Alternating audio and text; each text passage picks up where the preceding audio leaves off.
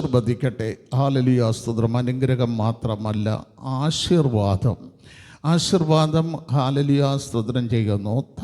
തലമുറയായി നിലനിൽക്കുന്നതാണ് ആശീർവാദം. അനുഗ്രഹം ഇന്ന് തീർന്ന് ഹല്ലേലൂയ, സ്തോത്രം ചെയ്യുന്നു, കടന്നു പോകും. ആശീർവാദം അങ്ങനെയല്ല. ഹല്ലേലൂയ, സ്തോത്രം ചെയ്യുന്നു. സ്ഥിരമായിട്ട് അനുഭവിക്കുവാൻ തക്കവണ്ണം കൊടുക്കുന്നതാണ് ആശീർവാദം. ഇന്ന് പകൽക്കാലം കിടന്നു വന്ന എല്ലാ ദൈവമക്കൾക്കും ആ അനുഗ്രഹം ദൈവത്തിൽ നിന്ന് പ്രാപിക്കുവാൻ ഇടയാകട്ടെ. ഹല്ലേലൂയ, സ്തോത്രം ചെയ്യുന്നു. വേഗത്തിൽ ഒരു വചനം വായിച്ച് നമുക്ക് ശുശ്രൂഷയുടെ ഭാഗത്തേക്ക് കിടക്കാം. യോഹന്നാൻ എഴുതിയ സുവിശേഷം 17-ാം അധ്യായം അതിൻ്റെ 15-ാം വാക്യം.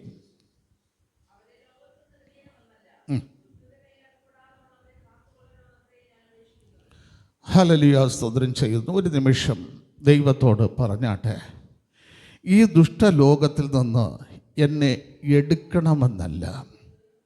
സർവ്വലോകവും ദുഷ്ടൻ്റെ അധീനതയിൽ കിടക്കുന്നു. കർത്താവേ, ഇവിടെ നിന്ന് എന്നെ എടുക്കണമെന്നല്ല അങ്ങയുടെ ആഗ്രഹം. ഈ ദുഷ്ടൻ്റെ കയ്യിൽ അകപ്പെടാതെ വേണം എന്നെ സൂക്ഷിക്കണമെന്നാണ് അങ്ങയുടെ ആഗ്രഹം.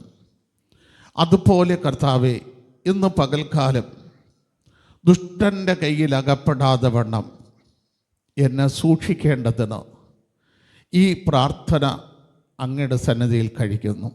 കർത്താവ്, എന്നെ മാത്രമല്ല, എൻ്റെ കുടുംബം, എനിക്കായി അങ്ങ് തന്നിരിക്കുന്ന ഒരു കുടുംബമുണ്ട്. എനിക്കായി അങ്ങ് തന്നിരിക്കുന്ന ചില നന്മകളുണ്ട്. എനിക്കായി അങ്ങ് തന്നിരിക്കുന്ന ആരോഗ്യമുണ്ട്. എനിക്കായി അങ്ങ് തന്നിരിക്കുന്ന ആയുസ്സുണ്ട്. ഇതിലൊന്നും ദുഷ്ടൻ കൈവയ്ക്കാതെ വണ്ണം ഞങ്ങളെ കാക്കേണ്ടതിന് ഈ പ്രാർത്ഥനയെ ഏൽപ്പിക്കുന്നു. തിരുവചനത്തെ വീഴ്പാൻ തക്കവണ്ണം ദൈവമേ, എനിക്ക് കൃപ തരണമേ എന്ന് പ്രാർത്ഥിക്കുന്നു. മഹത്വം അങ്ങെടുക്കണം യേശു ക്രിസ്തുവിൻ നിസ്തുല്യ നാമത്തിൽ തന്നെ. ആമേൻ. നമ്മുടെ കരങ്ങളെ ഒരിക്കൽ കൂടെ ഉയർത്തി ദൈവത്തെ സ്തുതിച്ചാട്ടെ. ഹല്ലേലൂയ, ഹല്ലേലൂയ, ഹല്ലേലൂയ, സ്തോത്രം. ഇന്ന് പകൽക്കാലം പ്രിയ ദൈവങ്ങളെ, പഴയ നിയമ പുസ്തകത്തിനകത്ത് ശലോമോൻ്റെ പ്രാർത്ഥന നീളം കൂടിയ പ്രാർത്ഥനയാണ്. 1 രാജാക്കന്മാരുടെ പുസ്തകം 8-ാം അധ്യായം അതിൻ്റെ ആദ്യാസ്വദനം ചെയ്യുന്നു. 30 തൊട്ട് 53 വരെയുള്ള വാക്യങ്ങൾ വായിക്കുമ്പോൾ പഴയ നിയമത്തിനകത്ത് ഒരു ദീർഘമായ ആലയ പ്രതിഷ്ഠ കഴിഞ്ഞിട്ട് ശലോമോൻ പ്രാർത്ഥിക്കുകയാണ്. നിൻ്റെ ജനം തോറ്റുപോയാൽ, നിൻ്റെ ജനം പരാജയപ്പെട്ടാൽ, നിൻ്റെ ജനത്തെ ശത്രു തോൽപ്പിച്ചാൽ, നിൻ്റെ ജനത്തിൻ്റെ നന്മ നഷ്ടപ്പെട്ടാൽ എങ്ങനെയെല്ലാം അവർക്ക് തിരിച്ചു കൊടുക്കണമെന്നതിനെക്കുറിച്ച് ശലോമോൻ ദൈവത്തോട് പ്രാർത്ഥിച്ചു. ദൈവത്തോട് പ്രാർത്ഥിച്ചിട്ട് പറയുകയാണ്, എൻ്റെ ഈ പ്രാർത്ഥന കേൾക്കേണ്ടതിന് നിൻ്റെ കണ്ണും നിൻ്റെ ചെവിയും ഈ ആലയത്തിനകത്ത് തുറന്നിരിക്കണമേ എന്ന് ശലോമോൻ പ്രാർത്ഥിച്ചു. പ്രാർത്ഥിച്ചു കഴിഞ്ഞപ്പോൾ ശലോമോനോട് ദൈവം പറഞ്ഞത്, നിൻ്റെ പ്രാർത്ഥനയെല്ലാം ഞാൻ കേട്ടു, പക്ഷേ നീ എൻ്റെ വചനപ്രകാരം നടക്കുകയും ഹാല്യാസ്തോത്രം നിൻ്റെ അപ്പൻ ആചരിച്ചതുപോലെ നീ എൻ്റെ വചനത്തെ ആചരിക്കുകയും ബഹുമാനിക്കുകയും അതിനെ പ്രമാണിക്കുകയും ചെയ്താൽ നിനക്കൊരു പുരുഷ പ്രജ ഇല്ലാതെ വരികയില്ല. നോക്കണമേ, പ്രാർത്ഥനയെല്ലാം കൊള്ളാം, ആലയം പ്രതിഷ്ഠിച്ചത് കൊള്ളാം, ഹല്ലേലൂയ, സ്തോത്രം, എല്ലാം ശരിയാണ്. പക്ഷേ നിൻ്റെ അപ്പൻ പ്രമാണിച്ചതുപോലെ എൻ്റെ വചനങ്ങളെ പ്രമാണിക്കുകയും എൻ്റെ വചനത്തിന് നീ കീഴ്പ്പെടുകയും അനുസരിക്കുകയും അനുഷ്ഠിക്കുകയും ചെയ്താൽ നിൻ്റെ സിംഹാസനത്തിലിരിക്കാൻ ഒരു പുരുഷ പ്രജ ഇല്ലാതെ വരികയില്ല. നിങ്ങൾ ഈ വാഗ്ദത്തങ്ങളൊക്കെ നിങ്ങൾ മനസ്സിൽ കുറിച്ചിട്ടോളാം. ഹല്ലേലൂയ, സ്തോത്രം. എന്തുകൊണ്ട്, എങ്ങനെയൊക്കെ നമുക്ക് സംഭവിക്കുന്നു എന്നുള്ളതിനെക്കുറിച്ച് നിങ്ങൾ ചിന്തിച്ചു കൊള്ളണം. ഇവിടെ അടുത്ത പുതിയ നിയമ പരമ്പരയിലുള്ള ഏറ്റവും വലിയ പ്രാർത്ഥനയാണ് കർത്താവിൻ്റെ പ്രാർത്ഥന. യോഹന്നാൻ്റെ സുവിശേഷം 17-ാം അധ്യായത്തിൻ്റെ 1 തൊട്ട് 26 വരെയുള്ള വാക്യങ്ങൾ. അതിനകത്ത് കർത്താവ് 4 കാര്യങ്ങൾ പിതാവാകുന്ന ദൈവത്തോട് അപേക്ഷിക്കുകയാണ്. ഒന്ന്, 17-15 പറയുന്നു, ഇവരെ എന്ത് ചെയ്യണം? നമ്മൾ വായിച്ച കുറിവാക്യം, ദുഷ്ടൻ്റെ കയ്യിൽ അകപ്പെടാതെ വണ്ണം കാത്തുകൊള്ളണം. രണ്ടാമത്തെ കർത്താവിൻ്റെ അപേക്ഷ, അതിൻ്റെ 17-ാം വാക്യം നോക്കണമേ. ഇവരെ കാക്കുക മാത്രമല്ല, ഇവരെ വിശുദ്ധീകരിക്കണം. വിശുദ്ധീകരിക്കണമെന്ന് പറയുമ്പോൾ അതിനകത്ത് ഒരുപാട് പോയിന്റുകളുണ്ട്. അല്ല, ഒരു വിശുദ്ധീകരണമില്ലാത്തൊരു വ്യക്തിയെ പിശാച് ഇരുട്ടിൽ വസിപ്പിക്കും. ഹല്ലേലൂയ, സ്തോത്രം. അല്ലേ? പൗലോസ് അപ്പോസ്തലൻ കൊലോസ്യർക്ക് എഴുതിയ ലേഖനം 1-13 വാക്യത്തിൽ 12-13 വാക്യത്തിൽ പറയുന്നത് ഒന്ന് വായിച്ചേ. കൊലോസ്യർക്ക് എഴുതിയ ലേഖനം 1-ാം അധ്യായം അതിൻ്റെ 12-13 വാക്യങ്ങൾ.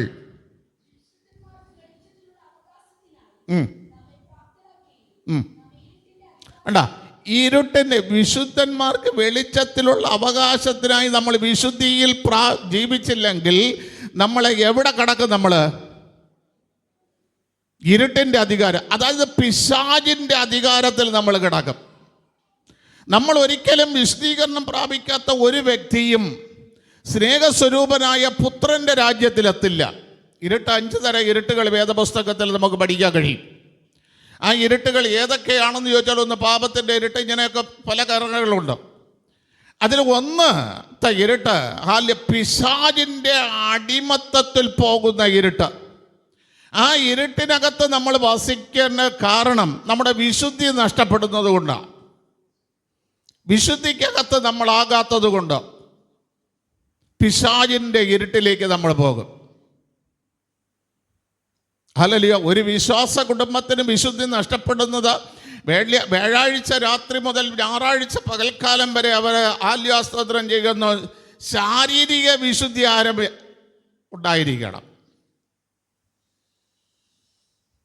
എങ്ങനെയെങ്കിലും കുത്തഴിഞ്ഞൊരു ജീവിതം നയിക്കാനല്ല ദൈവം നമ്മളെ വിളിച്ചതും നമുക്ക് ഈ വിശുദ്ധ വേദപുസ്തകം തന്നതും. ശാരീരിക വിശുദ്ധിയുണ്ട്, അതൊരു ഭയങ്കര വിശുദ്ധിയാണ്. അത് എന്ന് തുടങ്ങണമെന്ന് ചോദിച്ചാൽ ആല്യാസ്തോത്രം ചെയ്യുന്നു നമ്മുടെ സഭായോഗത്തിന് 3 ദിവസത്തേക്ക് മുമ്പ്, വ്യാഴാഴ്ച വൈകുന്നേരം തുടങ്ങണം ശരീരവിശുദ്ധി.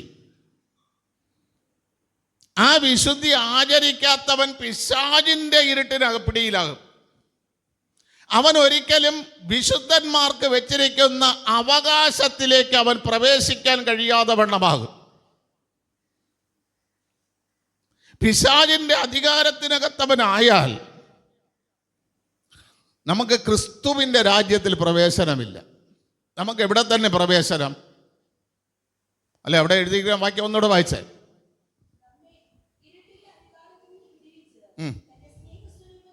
നോക്കണമേ, ഇരുട്ടിൻ്റെ അധികാരത്തിൽ നിന്ന് വിടുവിക്കപ്പെട്ടാൽ മാത്രമേ നമ്മൾ എവിടെ പ്രവേശിക്കുകയുള്ളൂ? പുത്രൻ്റെ രാജ്യത്തിൽ പ്രവേശിക്കുകയുള്ളൂ. നിങ്ങൾക്ക് മനസ്സിലായ? സ്നേഹസ്വരൂപനായ പുത്രൻ്റെ രാജ്യത്തിൽ പ്രവേശിക്കണമെങ്കിൽ നമ്മൾ കർത്താവിനെ പരീക്ഷിച്ച പിശാചിൻ്റെ പരീക്ഷകൾ നിങ്ങൾ കേട്ടിട്ടുണ്ട്. ഞാനിപ്പോൾ അതാണ് പഠിച്ചുകൊണ്ടിരിക്കുന്നത്. എന്ത് തന്ത്രമായിട്ടാണ് വന്ന് പിശാച് പറഞ്ഞത്, നിനക്ക് വിശക്കുന്നില്ല, നീ കല്ലുകളെ പിടിച്ച് അപ്പമാക്കി എന്ത് ചെയ്യുക? ശരിക്കും ഒരു അപ്പനും അമ്മയും പറയുന്നത് പോലെയല്ലേ? 40 ദിവസം നീ ഉപവസിച്ചില്ലേ? ആഹാരം എന്ന് പറയുന്നത് ജീവൻ്റെ രക്ഷയ്ക്ക് വേണ്ടിയുള്ളതല്ലേ? ഇതെല്ലാം വചനത്തിലുള്ളതാണ്. അപ്പം ഇത് നീ കല്ലുകളെങ്കിലും പറയ്ക്ക്, നീ അപ്പം നിനക്ക് ശക്തിയുണ്ടല്ലോ, നിനക്ക് പിതാവ് തന്നത്, നിനക്ക് ആല്യാസ്തോത്രം കഴിവുണ്ടല്ലോ, ആ കഴിവ് ഉപയോഗിച്ച് എന്ത് ചെയ്യുക? എത്ര സ്നേഹമല്ലേ! പിതാവാകുന്ന ദൈവത്തിനില്ലാത്ത സ്നേഹമാണ് ആര് കൊടുക്കുന്നത്? സാത്താൻ കൊടുക്കുന്നത്. ദൈവം പറഞ്ഞോ, മക്കളെ നീ 40 ദിവസം ഉപവസിച്ചിട്ടാണ് വന്നത്, അത് കണ്ട് നിനക്ക് വിശക്കണം, നീ എന്തെങ്കിലും കഴിയിടാന്ന് പിതാവാകുന്ന ദൈവം പറഞ്ഞോ? അപ്പൊ ആർക്ക് സ്നേഹം കൂടുതൽ? അപ്പൊ നമ്മളെ കാര്യങ്ങളിൽ ഏറ്റവും കൂടുതൽ താല്പര്യം ആർക്കാണ് താല്പര്യം? പിശാചിന്. കാരണം ആ താല്പര്യം എന്തിനാണ്? കർത്താവുമായിട്ടുള്ള ബന്ധം നമ്മളെ വിച്ഛേദിക്കുക. ഇതിനു വേണ്ടിയുള്ള താല്പര്യമാണ് അവൻ കാണിക്കുന്നത്. ഇത് നമ്മൾ മനസ്സിലാക്കണം.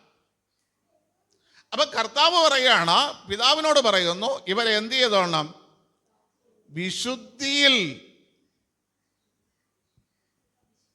വിശുദ്ധീകരിക്കണം. നിങ്ങൾ മനസ്സിലായ? വിശുദ്ധീകരിക്കണം. മൂന്നാമത് കർത്താവ് ആവശ്യപ്പെടുന്നത് അതിൻ്റെ 21-ാം വാക്യം.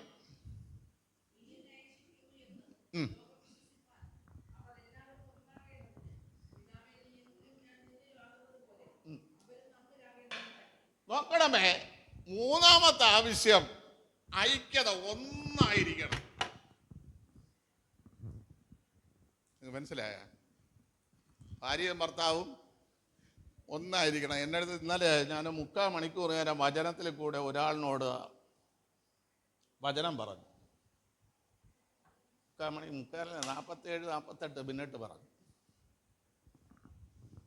ഭാര്യയും ഭർത്താവും ഒന്നായിരിക്കുന്നതിനെ കുറിച്ചാണ് പറഞ്ഞത്.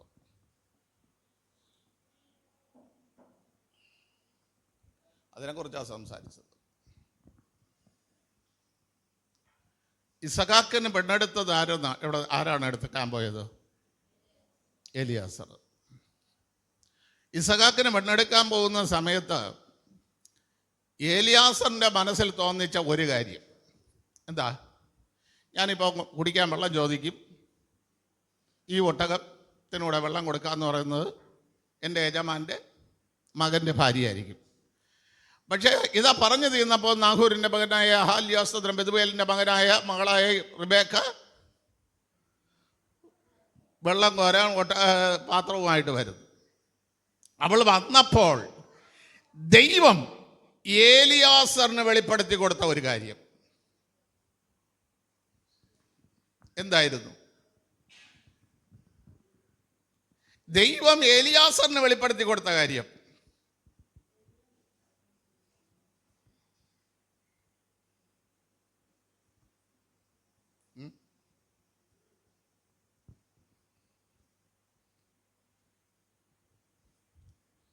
പെട്ടെന്ന് അങ്ങോട്ട് നോക്കി.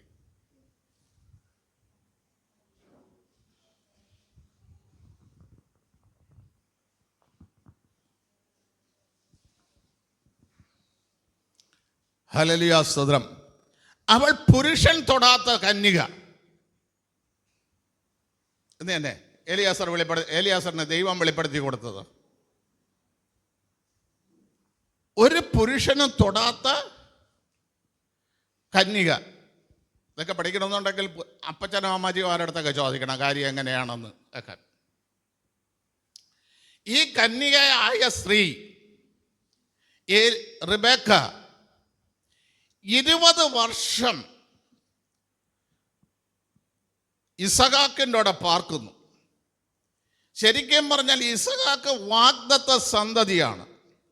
ഈ സന്തതിയായ ഇസഹാക്ക് ഒരു ദിവസം ഭവന പ്രാർത്ഥനയ്ക്ക് ഇരുന്നിട്ടില്ല. തെളിവ് 20 വർഷമായപ്പോൾ ഇസഹാക്ക് റിബേക്കയും കൂടെ ഒന്നിച്ചിരുന്ന് പ്രാർത്ഥിച്ചു. അന്ന് അവൾക്ക് തലമുറ കിട്ടി. 40 വയസ്സായപ്പോൾ ഇസഹാക്ക് വിവാഹം കഴിക്കുന്നു. 60-ാമത്തെ വയസ്സിൽ തലമുറ ജനിക്കുന്നു. ആ തലമുറ ജനിക്കുന്നതിൻ്റെ അന്ന് എഴുതിയിട്ടുണ്ട്, ഇസഹാക്ക് റിബേക്കയും കൂടെ ഒരുമിച്ച് ഐക്യതയോടെ പ്രാർത്ഥിച്ചു. അന്ന് തലമുറ അവർക്ക് കിട്ടി. ഇത്രയും ദിവസം 20 വർഷം ഇസഹാക്കിൻ്റെ കൂടെ താമസിച്ചിട്ട് നിങ്ങൾ വാഗ്ദത്ത സന്തതി എന്ന് പറഞ്ഞല്ലേ എന്നെ പിടിച്ച് കെട്ടിക്കൊടുത്തത്, എൻ്റെ കൂടെ ഇരുന്ന് പ്രാർത്ഥിക്കാൻ അവന് സമയമില്ല എന്ന ഒരു പരാതിയുമായിട്ട് അപ്പൻ്റെ അടുക്കൽ ഈ മകള് പെയ്യിട്ടുണ്ടോ? എവിടെയെങ്കിലും വേദപുസ്തകത്തിൽ തെളിവ് തരാമോ നിങ്ങൾക്ക്? നമ്മളെ മക്കളാണെങ്കിൽ എത്ര പരാതിയായിട്ട് ഇതിനു മുമ്പേ വീട്ടിൽ പോകുമായിരുന്നു.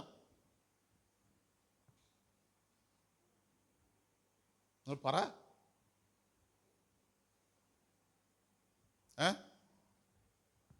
ഇന്നത്തെ കുടുംബജീവിതത്തിൻ്റെയും ബൈബിളിലുള്ള കുടുംബജീവിതത്തിൻ്റെയും കാര്യമാണ്. ഒരു വാക്ക് അവൾ എന്ത് ചെയ്തിട്ടില്ല. ഭർത്താവിന് നേരെ പരാതി പറഞ്ഞിട്ടുണ്ടോ?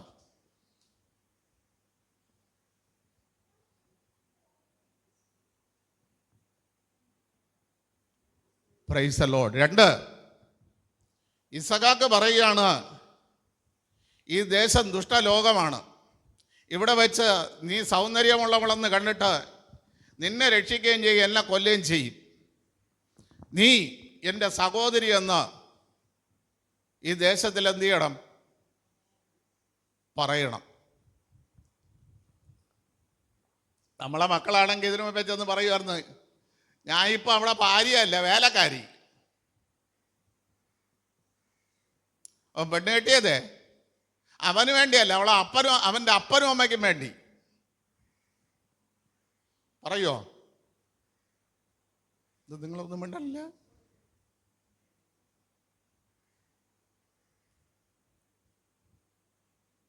പ്രിയ ദൈവമക്കളെ, ഇതിനൊക്കെ കാരണം ആല്യാസുദം വേദപുസ്തകത്തിലേക്ക് തിരിയണം. ഐക്യതയുള്ള കുടുംബം എന്താണെന്ന് അറിയാൻ, പരസ്പരം കുറ്റം ചെരിവാരി എറിയുന്ന കുടുംബമല്ല. ഇതിനെക്കുറിച്ച് പരാതി പറയാൻ ഒരു ദിവസം പോലും ഇസഹാക്കിന്റെ വിട്ട് അവൾ ബെഥുവേലിന്റെ വീട്ടിൽ പോയിട്ടില്ല. പോയിട്ടുണ്ടെങ്കിൽ പറ, വേദപുസ്തകത്തിൽ എവിടെയെങ്കിലും തെളിവുണ്ടെങ്കിൽ പറ.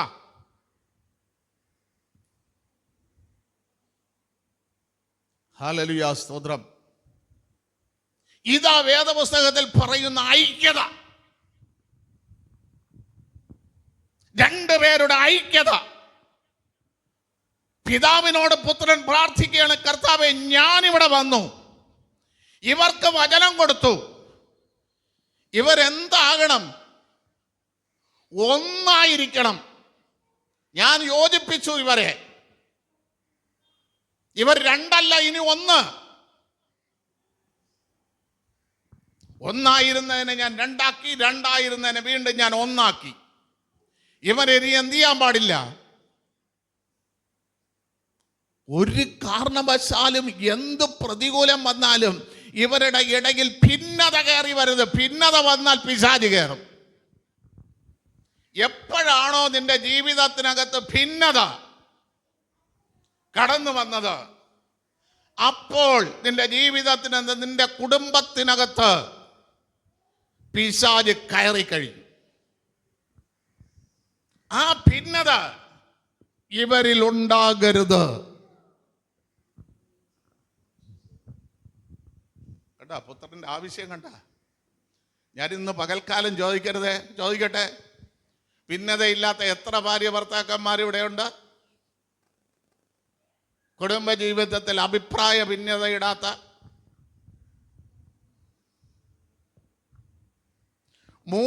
നാലാമത് കർത്താവിന്റെ ആവശ്യം,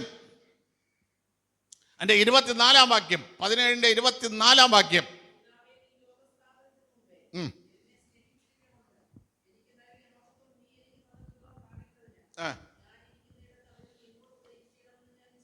കണ്ട, ഞാൻ ഇരിക്കുന്നിടത്ത്, താഴെയല്ല, ദൂരെയല്ല, എവിടെയാണോ ഞാൻ ഇരിക്കുന്നത് അവിടെ എൻ്റെ കൂടെ എന്ത് ചെയ്യണം? ഇവരിക്കണം. ഇരിക്കണമെങ്കിൽ എന്ത് ചെയ്യണം? കർത്താവ് പറഞ്ഞത്, നിങ്ങളല്ലോ എൻ്റെ പരീക്ഷയിൽ എന്നോടുകൂടെ നിന്നവർ. അതുകൊണ്ട് എൻ്റെ പിതാവ് രാജ്യം വിഭജിച്ചു തരുമ്പോൾ ഞാൻ നിങ്ങൾക്കും 12 കസേരയിട്ട് നിങ്ങളെ ഇരുത്തും. അങ്ങനെയാണെങ്കിൽ ഇവർ എന്ത് ചെയ്യണം? ഇവർക്ക് വരുന്ന പരീക്ഷകളിൽ, ഇവരുടെ പ്രതിയോഗങ്ങളിൽ, ഇവരുടെ പ്രതിസന്ധികളിൽ ഇവർ പിടിച്ചു നിൽക്കാനുള്ള ദൈവകൃപ ഇവർക്ക് കൊടുക്കണം. നമ്മൾ എന്തെല്ലാം വിഷയങ്ങൾ വീട്ടിൽ പ്രാർത്ഥിക്കുന്നു, കൃപയുള്ളവർ പ്രാർത്ഥിക്കുന്നു. ഈ ആവശ്യം ദൈവത്തോട് പറഞ്ഞ് പ്രാർത്ഥിക്കാറുണ്ടോ?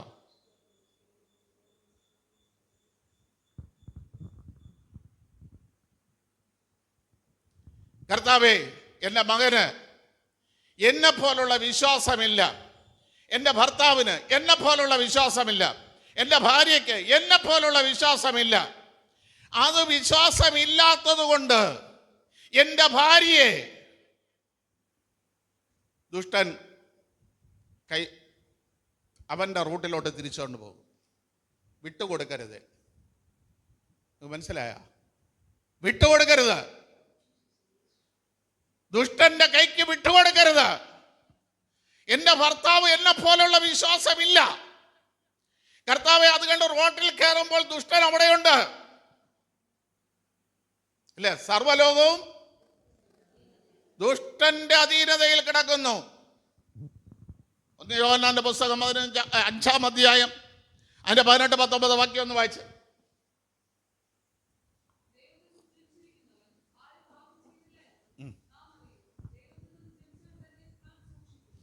അല്ല, ദൈവത്തിൽ നിന്ന് ജനിച്ചവനെ സന്നത്താൻ സൂക്ഷിക്കാൻ കഴിയൂ. ജനിക്കാത്തവന് സൂക്ഷിക്കാൻ കഴിയുമോ? ചിലപ്പോൾ നമ്മുടെ ഭർത്താവ് ഹാല്യാസ്തോത്രം ചെയ്യുന്നു, ഭാര്യയുടെ നിർബന്ധം കൊണ്ട്, മക്കളുടെ നിർബന്ധം കൊണ്ട്, സഭാ പാസ്റ്ററുടെ നിർബന്ധം കൊണ്ട് ദൈവമക്കളായവരായിരിക്കാം. ചിലപ്പോൾ ഭാര്യ ഭർത്താവ് പറഞ്ഞ് നിർബന്ധിച്ചു, ഇടി സ്നാനപ്പെടി. സഭാ പാസ്റ്റർ പറഞ്ഞു, നിർബന്ധിച്ചു. അപ്പൊ അവർ ദൈവ ഇഷ്ടത്താൽ ദൈവമക്കളായവരാണോ? നിർബന്ധത്താൽ. ഇവർ റോഡിലോട്ട് കയറി പോകുമ്പോൾ, അല്ലെങ്കിൽ അവർ മറ്റൊരു ചടങ്ങിന് കൂടുമ്പോൾ അവരോട് പറയും, വിശ്വാസമില്ലാത്ത ജാതികൾ പറയും, എടാ ഇതൊക്കെ വെറുതെ, നിനക്ക് വേറെ ജോലിയൊന്നുമില്ലേ? നിന്റെ കൈ ഉണ്ടെങ്കിൽ നിന്റെ തലയിലടിയിൽ ഇരിക്കും.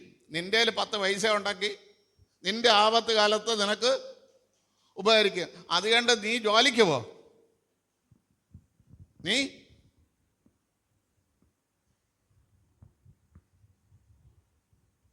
മനസ്സിലായില്ലേ? ഇത് പറഞ്ഞു കൊടുക്കുമ്പോൾ അവൻ അതിനകത്ത് വീഴും. ആ ദുഷ്ടന്റെ പദ്ധതികളിൽ വീഴുമ്പോൾ ഇവിടെ കർത്താവ് പ്രാർത്ഥിച്ച പ്രാർത്ഥന നിന്റെ ഉള്ളിനകത്തുണ്ടാകണം. എൻ്റെ മകൻ, എൻ്റെ ഭാര്യ, എൻ്റെ ഭർത്താവ് വിശ്വാസത്തിൽ തികഞ്ഞവനല്ല.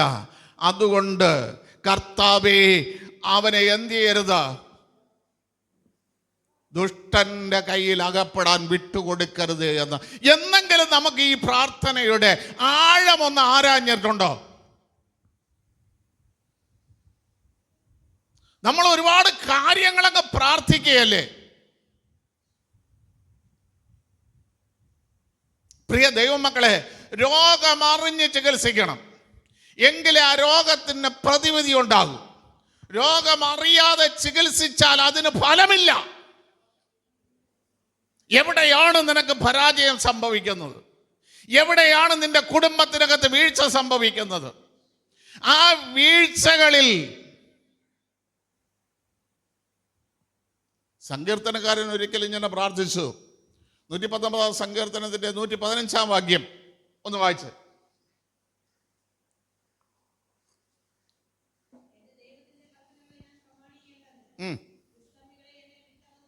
കണ്ട, ദൈവത്തിന്റെ കൽപ്പനകൾ അനുസരിക്കണമെങ്കിൽ ദുഷ്കർമ്മികൾ എന്നെ വിട്ടുപോകണം. കുറെ ദുഷ്കർമ്മികൾ കൂടെ ഉണ്ട്. അവരുള്ളിടത്തോളം കാലം നിനക്ക് ദൈവകൽപ്പന അനുസരിക്കാൻ കഴിയില്ല. ഇവർ വിട്ടുപോകണം നിന്നിൽ നിന്ന്. ഇവർ അകന്നു പോണം.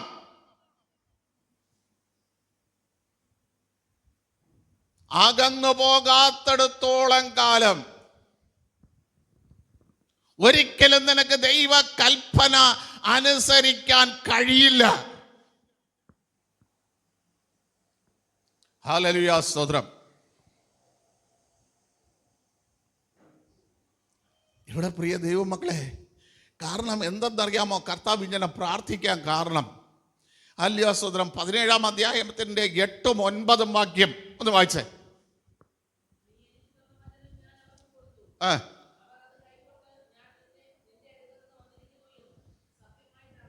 കണ്ട, നീ എനിക്ക് തന്ന വചനം ഞാൻ അവർക്ക് കൊടുത്തു. അപ്പം വചനം ആര് തരണം?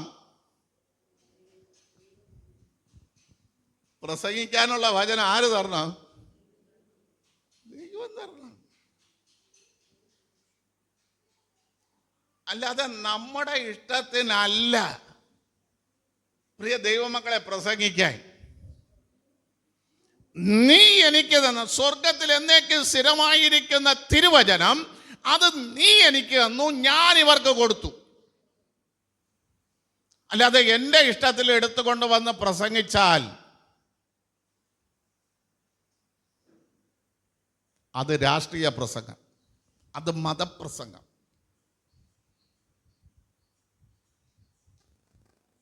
അവരത് വിശ്വസിച്ചു. ഞാൻ നിന്റെ അടുക്കൽ നിന്ന് വന്നു എന്ന് അവര്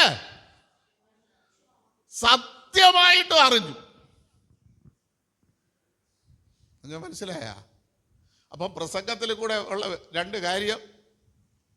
ഒന്ന്, ഈ പ്രസംഗിക്കാൻ ഇവനെ വിട്ടത് ആരാണ്? ദൈവമാണെന്ന് ഒന്ന് വിശ്വസിക്കണം. ആ വിശ്വസിക്കുന്നവന്റെ ഹൃദയത്തിനകത്ത്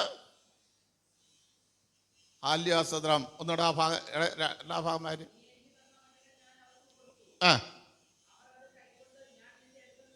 ഞാൻ നിന്റെ അടുക്കൽ നിന്ന്. അതാണ് പൗലോസ് ചോദിച്ചത്, ആരും അയക്കാതെ എങ്ങനെ പ്രസംഗിക്കും? പിടികിട്ടിയ? ആരും അയക്കാതെ എങ്ങനെ പ്രസംഗിക്കും?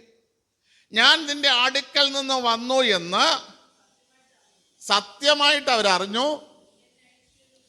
നീ എന്നെ അയച്ചു. പ്രിയ ദൈവമക്കളെ, ഈ രണ്ട് കാരണം ഉണ്ടെങ്കിൽ മാത്രമേ നിങ്ങൾക്ക് വേണ്ടിയുള്ള എൻ്റെ അപേക്ഷ ദൈവം കേൾക്കൂ. എനിക്ക് ഞങ്ങൾക്ക് വചനം പറഞ്ഞു തരാൻ അയക്കപ്പെട്ട ദൈവദാസനാണ് ഇദ്ദേഹം. ദൈവത്താൽ അയച്ചു എന്ന് നിങ്ങൾ വിശ്വസിക്കുകയും ചെയ്യുമ്പോൾ മാത്രമേ എൻ്റെ പ്രാർത്ഥന നിങ്ങൾക്ക് പ്രയോജനകരമായി വരൂ. ഇല്ലെങ്കിൽ പ്രയോജനമാകില്ല. ഇല്ലെങ്കിൽ ജൽപ്പനമായി മാറും. ഇവിടെ അടുത്ത 9-ാം വാക്യം എന്താ പറയുന്നത്? ആർക്ക് വേണ്ടി?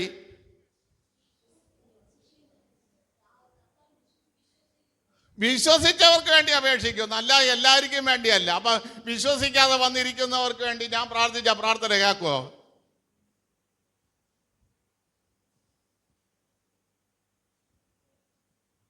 ഹല്ലേലൂയ, സ്തോത്രം. നിങ്ങൾ സഭയുടെ പ്രാർത്ഥനയും അതിനകത്ത് നടക്കുന്ന ക്രിയകളും നിങ്ങൾ മനസ്സിലാക്കണം. ഈ വ്യക്തിയെ എനിക്ക് വേണ്ടി പ്രസംഗം വചനം പ്രബോധിക്കാൻ അയച്ചു, ഇത് ദൈവത്താൽ അയക്കപ്പെട്ടവൻ എന്ന് വിശ്വസിക്കുമ്പോൾ മാത്രമേ പ്രാർത്ഥന കേൾക്കൂ.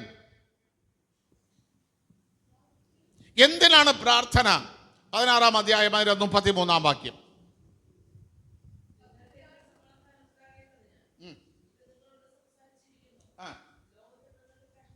നോക്കണമേ, ലോകത്തിൽ നിങ്ങൾക്ക് കഷ്ടമുണ്ട്, എങ്കിലും ധൈര്യപ്പെടണം.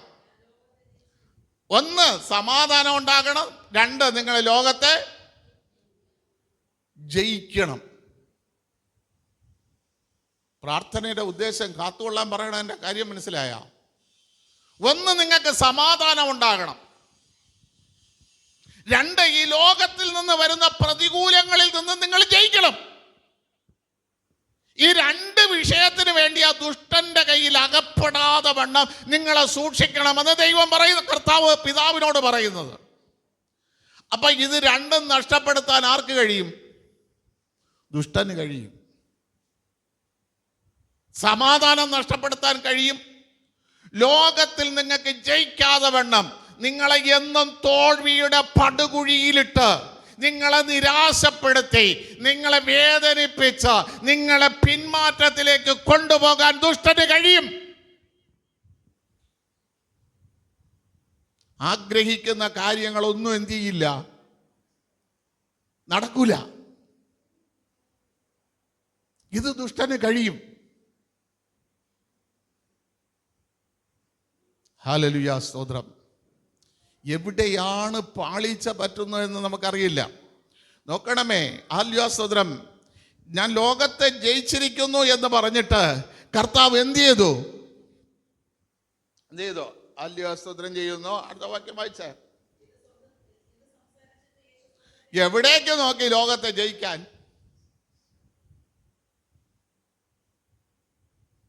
പിടികിട്ടിയ? സമാധാനം ഉണ്ടാകാനും ലോകത്തെ ജയിക്കാനും നീ എവിടേക്ക് തന്നെ നോക്കണം?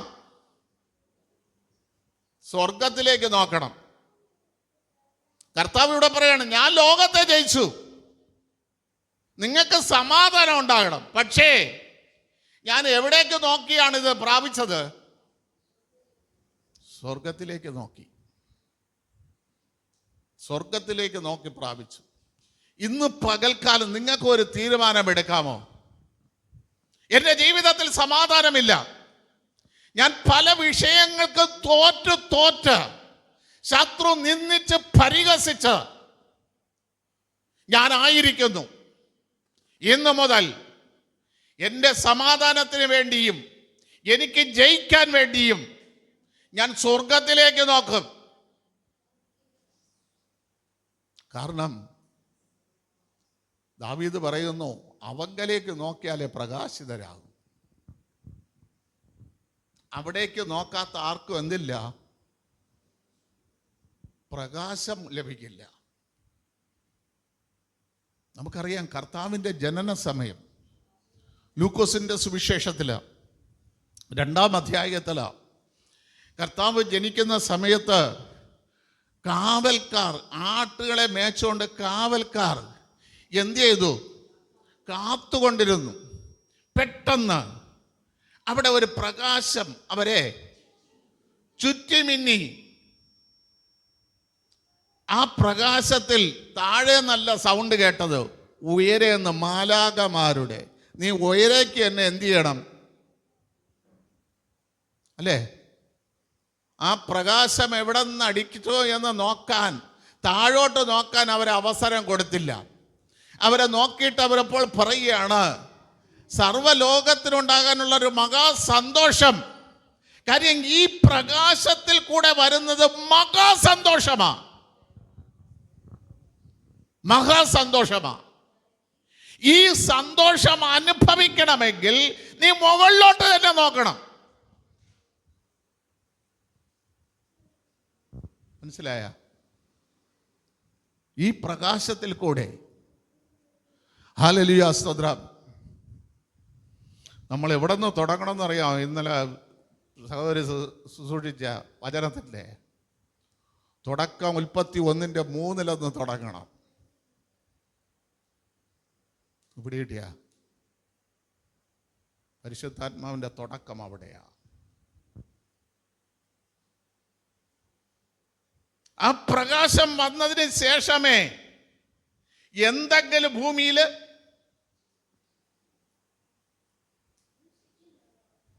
ഈ പ്രകാശത്തിലേക്ക് നീ നോക്കണം,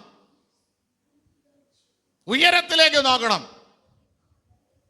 സമാധാനം ഉണ്ടാകാനും ജയിക്കാനും എൻ്റെ കർത്താവ് പറഞ്ഞത് ഉയരോട്ട് നോക്കി.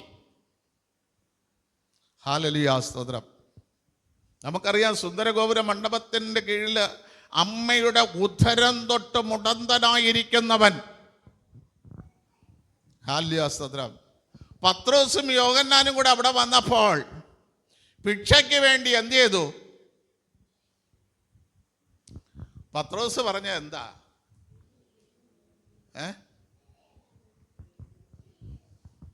പത്രോസ് പറഞ്ഞത് എന്താ?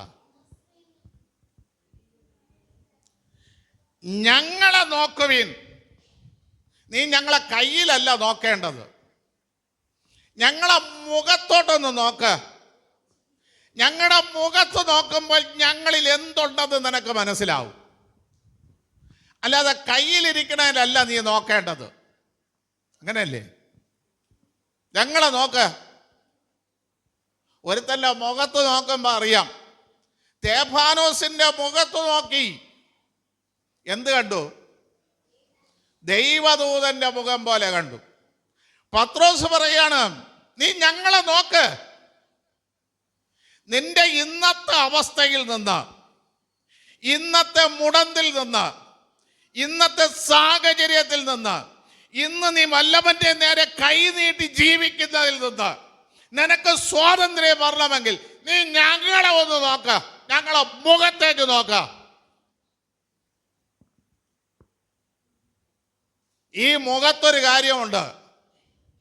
ഈ മുഖത്തിരിക്കുന്ന വെള്ളിക്കും പൊന്നിനും ചെയ്യാൻ കഴിയാത്തതായ ഒരു ശക്തി ഞങ്ങളുടെ മുഖത്തുണ്ട്. അത് ഞാൻ നിനക്ക് തരും.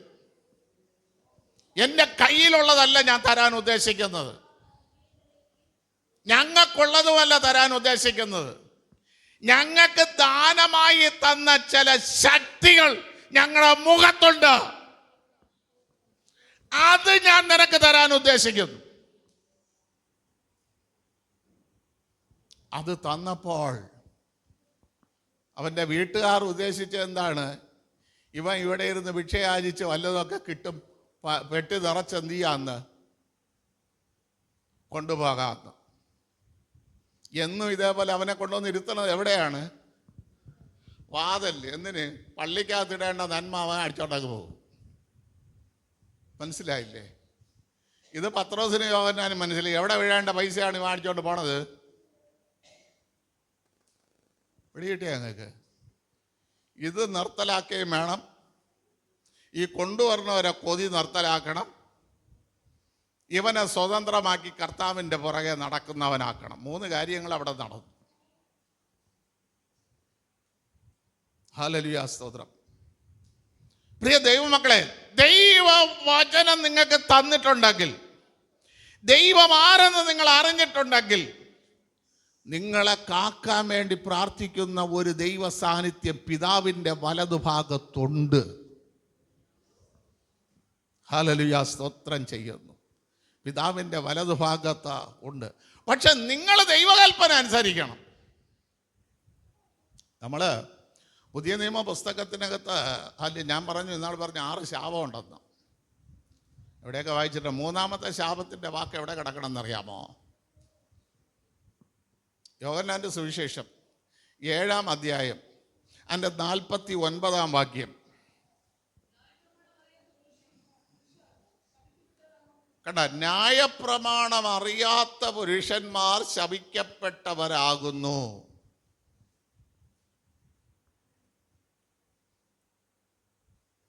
ന്യായപ്രമാണം അറിയണമെങ്കിൽ അത് പ്രവർത്തിക്കണം. ഇല്ലെങ്കിൽ എങ്ങനെ നമ്മൾ അറിയും? പ്രൈസ് ദി ലോർഡ്, ഹല്ലേലൂയ, സ്തോത്രം ചെയ്യുന്നു. ഇന്ന് പകൽക്കാലം പ്രിയങ്ങളെ ആ വിഷയം അങ്ങ് വിടാം. ഹല്ലേലൂയ, സ്തോത്രം ചെയ്യുന്നു. കാരണം ഇത് കർത്താവ് പ്രാർത്ഥിക്കാനുണ്ടായ കാരണമെന്ന് പറയുന്നത് തന്നെ. ഹല്ലേലൂയ, സ്തോത്രം ചെയ്യുന്നു. പ്രവൃത്തിയുടെ പുസ്തകം 7-ാം അധ്യായം അതിൻ്റെ 38-ാം വാക്യം ഒന്ന് വായിച്ചേ.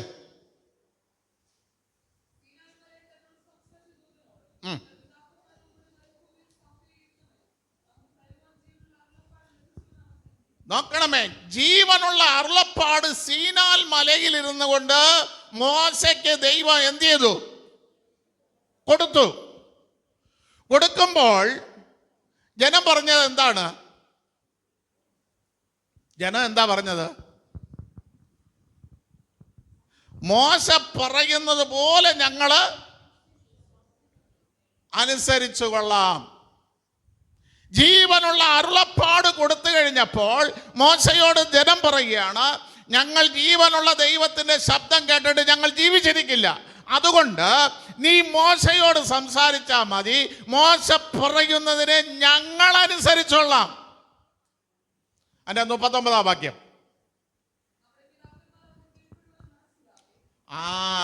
പിതാക്കന്മാർ എന്ത് ചെയ്തില്ല? കീഴ്പ്പെട്ടില്ല. അപ്പൊ ഇപ്പൊ എന്തുകൊണ്ടാണ് കീഴ്പ്പെടാത്തതെന്നാണ് ഇവിടെ പറയുന്നത്. ദൈവം ആക്ക് കൊടുത്തു മോശയ്ക്ക്, മോശ ആക്ക് കൊടുത്തു ജനത്തിന് കൊടുത്തു. അതുകൊണ്ട് കീഴ്പ്പെട്ടില്ല. ഇപ്പം ദൈവം തൻ്റെ പുത്രനെ നേരിട്ട് എന്ത് ചെയ്തു?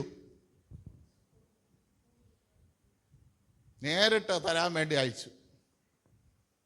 ഇനി അനുസരിച്ചില്ലെങ്കിലുള്ള കുഴപ്പം എന്തിനാണ്? പറ.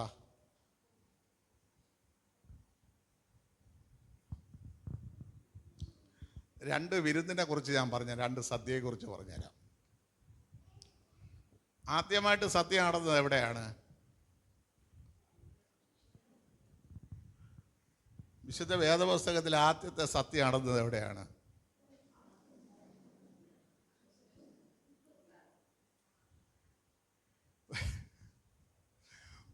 ഉൽപ്പത്തി പുസ്തകം 21:8. സാറ നടത്തിയ വിരുന്ന്. എന്തിന്? എന്തിന് സാറ വിരുന്ന് നടത്തി? ഈ ഇശ്മാൽ ദാസീര മകൻ എൻ്റെ മകനോടുകൂടെ അവകാശം പ്രാപിക്കരുത്. ഇതാണ് സാറയുടെ ഉദ്ദേശം. മകൻ്റെ അവകാശത്തിൽ നിന്ന് ദാസീര മോനെ ഇറക്കി വിട്ടു. ഒരു തുരുത്തി വെള്ളം 5-6 അപ്പമൊക്കെ കൊടുത്ത് എന്ത് ചെയ്തു? ഇറക്കി വിട്ടു. എന്നാൽ പുതിയ നിയമത്തിൽ ആദ്യം നടന്ന വിരുന്ന് എവിടെയാണ്?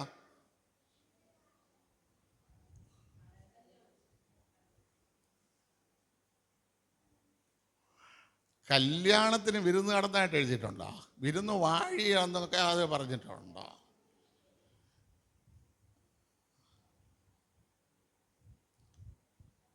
മത്തായി 22 പുത്രൻ്റെ കല്യാണത്തിനൊരുക്കിയ വിരുന്ന്. ഈ വിരുന്നിൻ്റെ പ്രത്യേകത എന്താണ്? ഈ ആഹാരം ഒരുക്കിയത് ജനത്തെ ക്ഷണിച്ചിട്ട് ആ ജനത്തിൻ്റെ എണ്ണത്തിനൊത്തവണ്ണമാണ് എന്ത് ചെയ്തത്. അല്ലാതെ ഒരു തിട്ടമില്ലാതെ അല്ല. ആണോ? എണ്ണമുണ്ട്, ഒരു കാൽക്കുലേഷൻ ഉണ്ട്. ഈ വിരുന്നിനൊരു കാൽക്കുലേഷൻ ഉണ്ട്, ഇത്ര എണ്ണം പങ്കെടുക്കണമെന്ന്. പക്ഷെ ആ വിരുന്ന് തുടങ്ങിയിട്ട് പുത്രൻ പറഞ്ഞയച്ചു. കല്യാണം ഒരുങ്ങി, കല്യാണത്തിനുള്ള സദ്യ എല്ലാം കാളയെ അറുത്തു, അല്ല സദ്യ എല്ലാം ഒരുക്കി വെച്ചിരിക്കണം, നിങ്ങൾ വരാൻ പറഞ്ഞയച്ചു. എന്തിനാണ്? പുത്രൻ്റെ കല്യാണത്തിനുള്ള വിരുന്നിന്. ചിലർ പറഞ്ഞു ഞങ്ങൾ വയല് വാങ്ങിച്ചു, അത് നോക്കാൻ പോണെന്ന്. ചിലർ പറഞ്ഞു കാളയെ വാങ്ങിച്ചിരിക്കണം, അത് നോക്കാൻ ശോധന ചെയ്യാൻ പോണെന്നൊക്കെ പറഞ്ഞു. ഓരോ ഒഴിവ് കഴിവുകൾ പറഞ്ഞ് എന്ത് ചെയ്തു? മാറി. ദൈവം എന്ത് ചെയ്തു? എല്ലാവരെയും നിഗ്രഹിച്ച് കളഞ്ഞെന്നാണ് എഴുതിയിരിക്കുന്നത്. എന്നല്ലേ വഴിയിൽ കടന്നവരെ എല്ലാം എന്ത് ചെയ്തു? ഈ വിരുന്നിൻ്റെ പ്രത്യേകത മനസ്സിലായ? പുതിയ നിയമത്തിൻ്റെ വിരുന്നിൻ്റെ പ്രത്യേകത മനസ്സിലായ? വിളിക്കപ്പെട്ടവർ വന്നില്ല എങ്കിൽ അവിടെ ഒരു നോട്ടവുമില്ല, നിഗ്രഹിക്കുക. ഒരിക്കലും നീ എന്ത് ചെയ്യില്ല,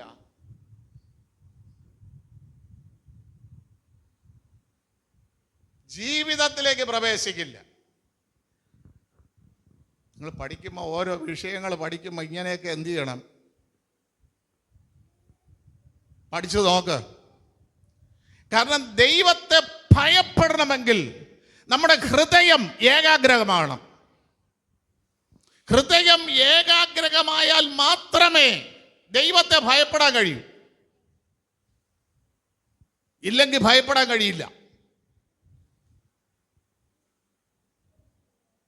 ആ ഭയപ്പെടുന്നവനാണ് ദൈവം വീണ്ടെടുപ്പിന്റെ വില കൊടുക്കുന്നത്. സങ്കീർത്തനം 49. മനസ്സിലായ? ഇന്ന് പകൽക്കാലം പ്രിയ ദൈവമക്കളെ, ദൈവത്തെ ഭയപ്പെടാൻ ആദ്യം നമ്മൾ പഠിക്കണം. ദൈവത്തെ ഭയപ്പെടണം. ഒന്ന് ചെയ്യുമ്പോൾ അയ്യോ ഞാനിത് ചെയ്യാൻ പാടില്ല. ഹല്ലേലൂയ, സ്തോത്രം.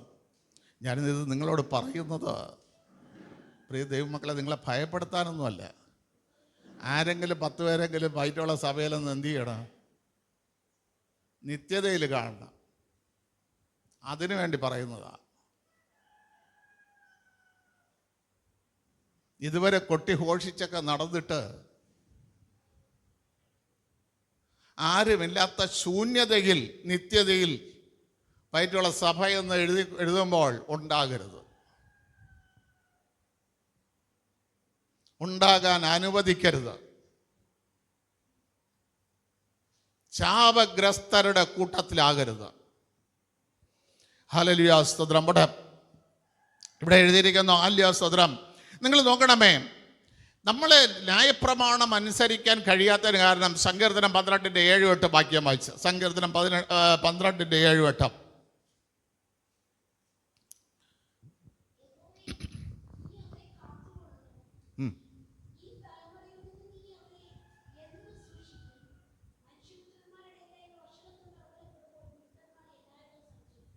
കണ്ട, ദുഷ്ടന്മാർ നമ്മൾ പറയും അവരാണ് കുഴപ്പം, ഇവരാണ്. നമ്മൾ അതിനെ സഞ്ചരിക്കാൻ ഇടം ഉണ്ടാക്കി കൊടുത്താൽ ദുഷ്ടൻ നമ്മുടെ ഇടയിൽ സഞ്ചരിക്കും.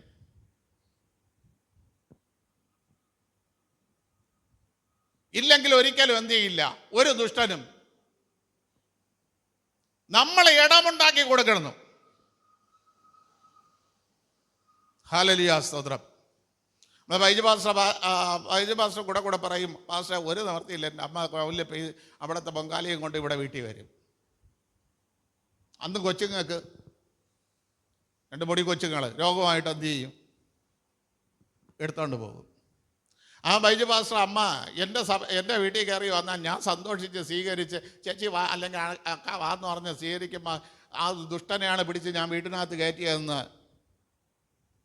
എന്താ നമുക്ക് മനസ്സിലാവണില്ല? എന്തേ മനസ്സിലാകുന്നില്ല? നമ്മൾ ഇടം കൊടുത്തിട്ടല്ലേ. മറ്റേത് ദൂരെ നിന്ന് കാണുമ്പോഴേ തന്നെ ഞാൻ ഇങ്ങോട്ട് പോകാൻ പോകണമെന്ന് പറഞ്ഞ വീട് കഥവും പൂട്ടി താക്കോലും എടുത്ത് ഞാൻ അപ്പുറം വരാൻ പോണേ ചേച്ചി, ഇതാ പോണ്, പെയ്യാ കയറിയിരിക്കുവോ? അപ്പോൾ ആ ദുഷ്ടം വന്നപ്പോൾ നമ്മൾ ഇടം കൊടുത്തു. അവൻ വീട്ടിനകത്ത് കയറി.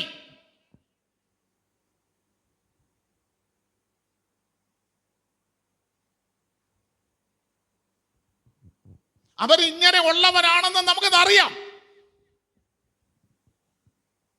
അല്ലേ? ഇന്നോടെ വായിര് സങ്കീർത്തനം 12:7.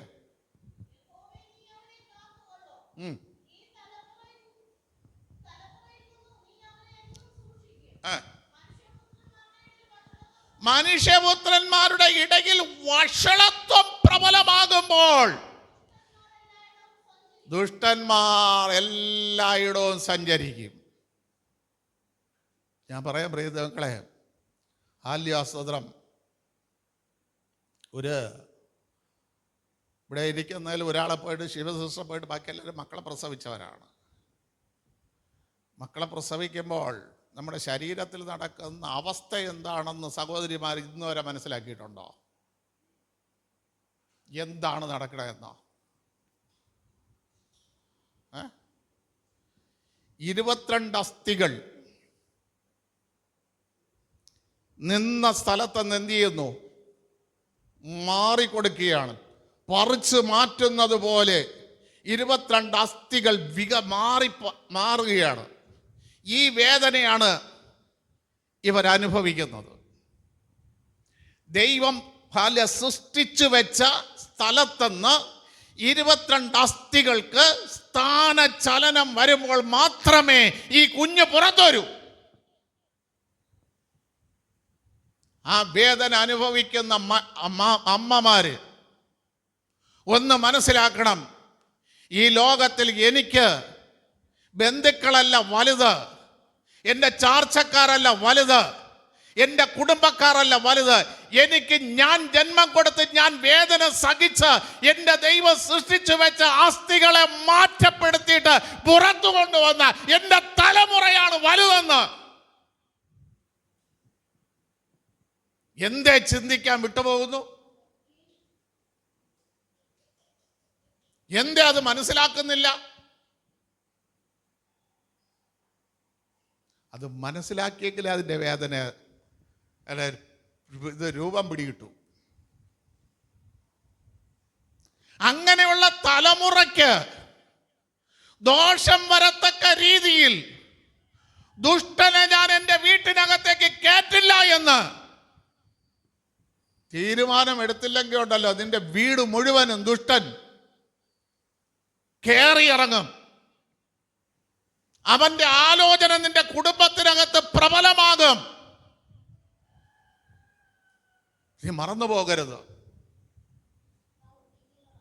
സങ്കീർത്തനം 17:11 വാര്.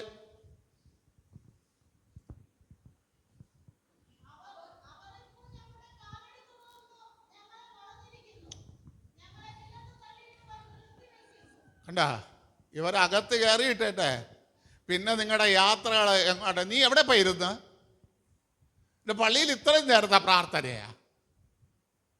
ഞാൻ വന്നപ്പോൾ നിന്നെ കണ്ടില്ലല്ലോ. ഞാൻ ബൈബിൾ വായിച്ചോണ്ടിരുന്നു. എന്തിനും എപ്പോഴും വായിക്കണോ? നിന്റെ കാലടികളെ പിന്തുടർന്ന് നിന്നെ തള്ളിയിടുന്നത് വരെ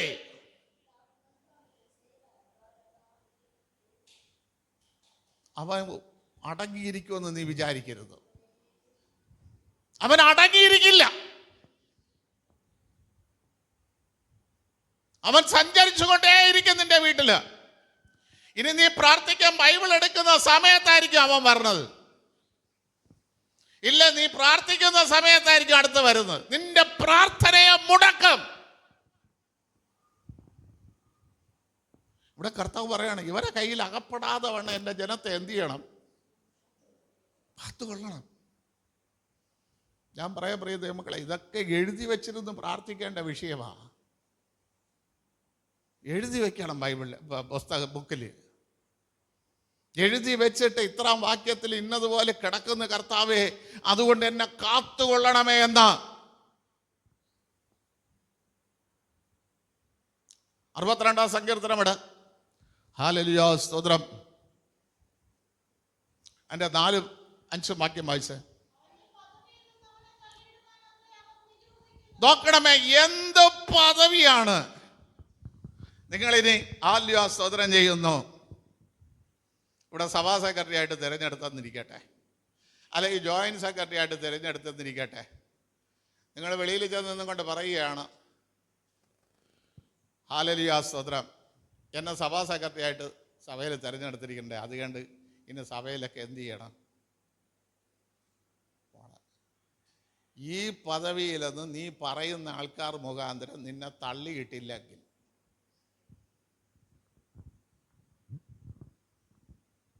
അതിൽ യാതൊരു തർക്കവും വേണ്ട. അവ പഠിച്ചിരിക്കും.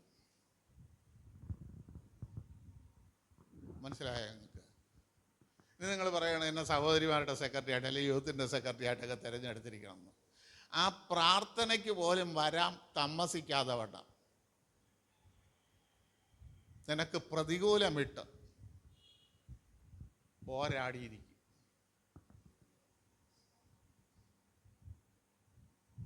ഇപ്പം ഞാൻ സുഖാൽ അടക്കണം, ഇവൾ പറയണം, ഇത് പറയുകയാണ്, എനിക്ക് ബുധനാഴ്ച പള്ളിയിൽ പോകണം. അപ്പോഴായിരിക്കും എൻ്റെ കുടുംബത്തിൽ നിന്ന് ആരെങ്കിലും എന്ത് ചെയ്യണത്? എന്നെ നോക്കാൻ കയറി പറഞ്ഞത്. ചോദിക്കും, അവളെ എവിടെ പോയിടാ? ഇന്ന് ബുധനാഴ്ച സ്ത്രീകളുടെ മീറ്റിംഗ് ഉണ്ട്, പ്രാർത്ഥനയ്ക്ക് പോയി. നീ ഇങ്ങനെ കിടക്കുമ്പോഴാ നിനക്കിത്തിരി വെള്ളം വേണമെന്ന് പറഞ്ഞ് ആരെടുത്ത് തരുമെന്ന് പറഞ്ഞുകൊണ്ട് അവൾ ഈ തുള്ളാൻ പെയ്യത്. ഒരു 3-4 പ്രാവശ്യം വന്ന് ഇങ്ങനെ ചോദിക്കുമ്പോൾ നമ്മളെ മനസ്സിലും തോന്നും, എന്നോട് അല്പമെങ്കിലും അവൾക്ക് സ്നേഹം ഉണ്ടെങ്കിൽ അവൾ പോവുമായിരുന്ന.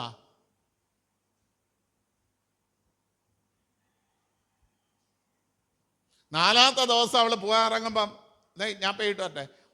എവിടെ പോവാ? നിങ്ങൾക്ക് പോകാൻ സ്വാതന്ത്ര്യം ഉണ്ടല്ലോ, നിങ്ങൾ പോയിട്ട് വരി. അവിടെ തുടങ്ങി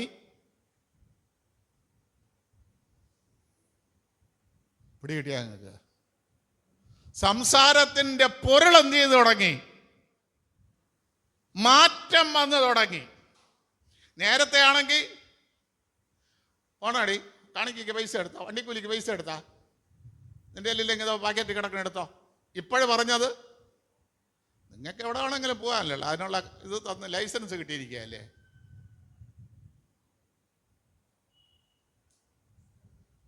നിന്റെ പദവിയിൽ നിന്ന് തള്ളിയിട്ടിട്ടല്ലാതെ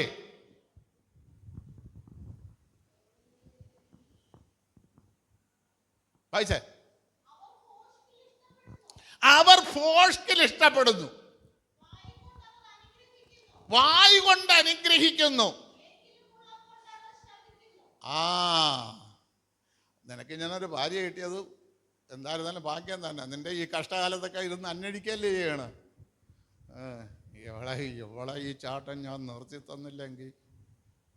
പുറത്തെന്തിനു പറഞ്ഞത്? അവളായത് കൊണ്ട് നിനക്ക് എല്ലാ കാര്യങ്ങളും അന്വേഷിക്കല്ലേടെ. രാവിലെ ചായ ഇട്ട് തരണം, അത് ചെയ്ത് തരണം, ഇത് ചെയ്ത് തരണം, എല്ലാം ചെയ്യല്ലേ. എന്നിട്ട് ഉള്ളം കൊണ്ട് പറയണ എന്തിനാണ്? ഇവളെ ഈ ചാട്ടം, ഈ ഓട്ടം ഞാൻ തന്നെങ്കിൽ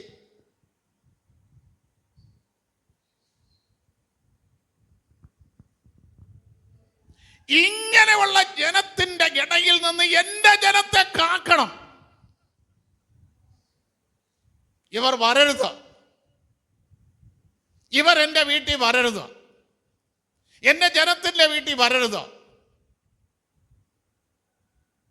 ഇങ്ങനെയുള്ള ജനം എൻ്റെ ജനത്തിൻ്റെ വീട്ടിൽ വരരുത്.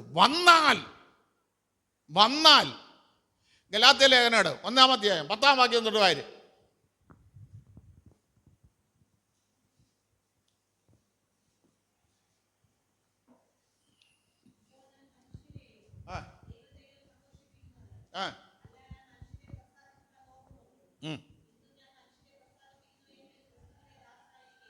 കണ്ടാ?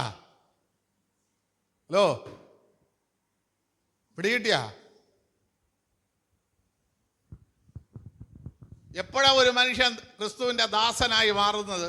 ആദ്യം നമ്മളെ വിളിച്ച വിളി ഏതാണ്? ആദ്യം നമ്മളെ വിളിച്ചത്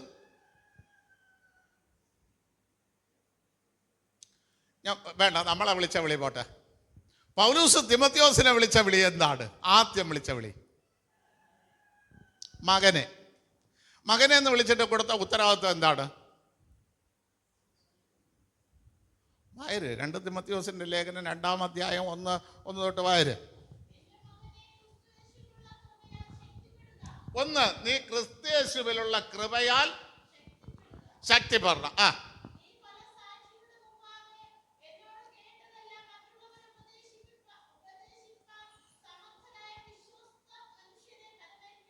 അപ്പം മകന്റെ ദൗത്യം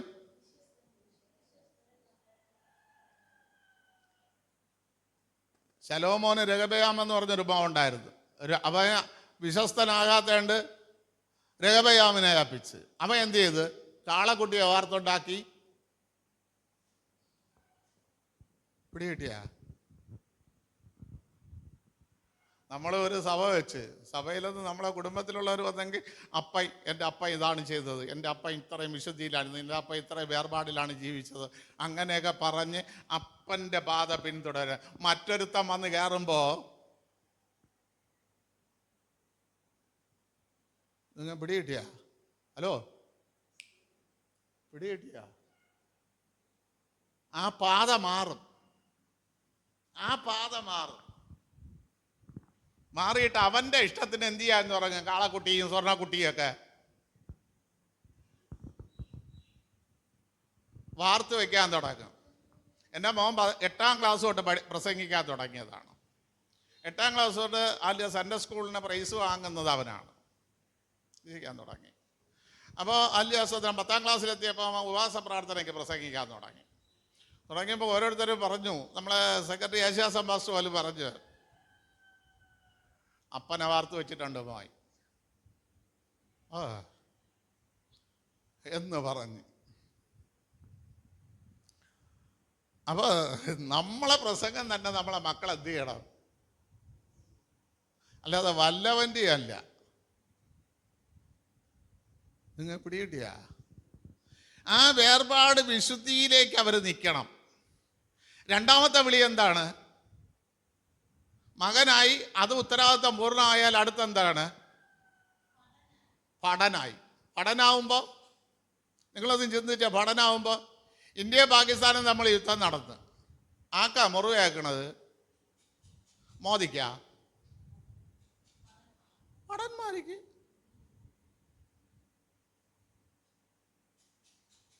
എല്ലാം മുറിവും വഹിക്കാൻ കരുത്തുള്ളവനായി മാറണം. പട ചേർത്തവനെ പ്രസാദിപ്പിക്കണമെങ്കിൽ മുറിവേറ്റിട്ട് കുഴഞ്ഞു വീഴുന്നവനാകരുത് നീ, നിവർന്നു നിൽക്കുന്നവനാകണം. മൂന്നാമത്തെ വിളി മല്ല് കെട്ടാൻ പറഞ്ഞിരിക്കില്ലേ? മല്ല് കെട്ടുന്നവനായിട്ട്. മല്ല് എപ്പോഴാണ് കെട്ടുന്നത്? ഒറ്റയ്ക്ക് ദൈവത്തോട് മല്ല് പിടിക്കുന്നവനാകണം. യാക്കോബ് മല്ല് പിടിച്ചതുപോലെ ഗുസ്തിക്ക് മല്ല് പിടിക്കാൻ ഇറങ്ങും ഒറ്റയ്ക്കൊറ്റയ്ക്ക്. ദാവീദ് പറഞ്ഞു ഗോലിയാത്തിനോട് ഒറ്റയ്ക്കൊറ്റയ്ക്ക് നീ ആയുധങ്ങളുമായിട്ട് വാ, നീ നിന്നിച്ച് തള്ളിയ ആല്യാസ്തോത്രം ദൈവനാമത്തിൽ ഞാൻ വരും. ഒറ്റയ്ക്കൊറ്റയ്ക്ക് പിടിച്ച് ജയിച്ചിട്ടുണ്ടാ? ഒറ്റയ്ക്ക് വാ, നീ എത്ര ശക്തിമാനാകട്ടെ, ഒറ്റയ്ക്ക് വാ, മല്ല് കെട്ടാം. അടുത്ത വിളി കൃഷിക്കാരനായിട്ട്. കൃഷിക്കാരനാണെങ്കിൽ കൃഷിക്കാരനെന്ന് പറഞ്ഞാൽ മണ്ണിൽ വേല ചെയ്യണമായി. മണ്ണിൽ വേല ചെയ്ത രാജാവാര്? ഉസിയാവ്. അവൻ അഭിവൃദ്ധി പ്രാപിച്ചു. അടുത്ത വിളി വേലക്കാരനായിട്ട് 15.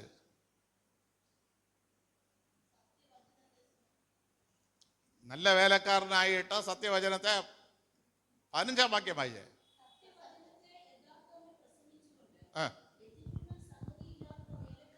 വേലക്കാരനായിട്ട്. അപ്പം കൃഷിക്കാരൻ വേറെ, വേലക്കാരൻ വേറെ. വേലക്കാരനായിട്ടുള്ളതിന് ഒരാളിനെ പറയാമോ? 3 ദിവസത്തെ ഉപവാസ പ്രാർത്ഥനയ്ക്ക് പ്രസംഗിക്കേണ്ട വിഷയമാണ് ഞാൻ പെട്ടെന്ന് ചുരുക്കി പറഞ്ഞു തരുന്നത്. വേലക്കാരനായിട്ടുള്ള ഒരാളെ പറയാമോ? ബസലേൻ്റെ മക്കള് ജ്ഞാനാത്മാവില് അല്ലേ സമാവ് കൂടെ പണിയാൻ എന്ത് ചെയ്തു? കൃഷി വേറെ, വേല വേറെ. അതിന് ജ്ഞാനാത്മാവ് വേണം. അടുത്ത വിളി മാനപാത്രമായിട്ട്. മാനപാത്രമാകണമെങ്കിൽ വഹിക്കണം. അടുത്ത വിളിയാണ്, 7-ാമത്തെ വിളിയാണ് ദാസൻ. അപ്പൊ പെട്ടെന്ന് ദാസനാവോ?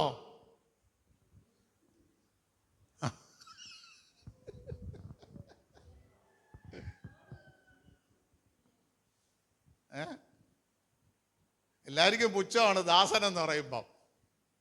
ദാസനാവണമെങ്കിൽ 7-ാമത്തെ വിളിയിലാണ് കിടക്കുന്നത്. ഇത്രയും ജയിച്ച് വന്നാലേ കിട്ടിയാ.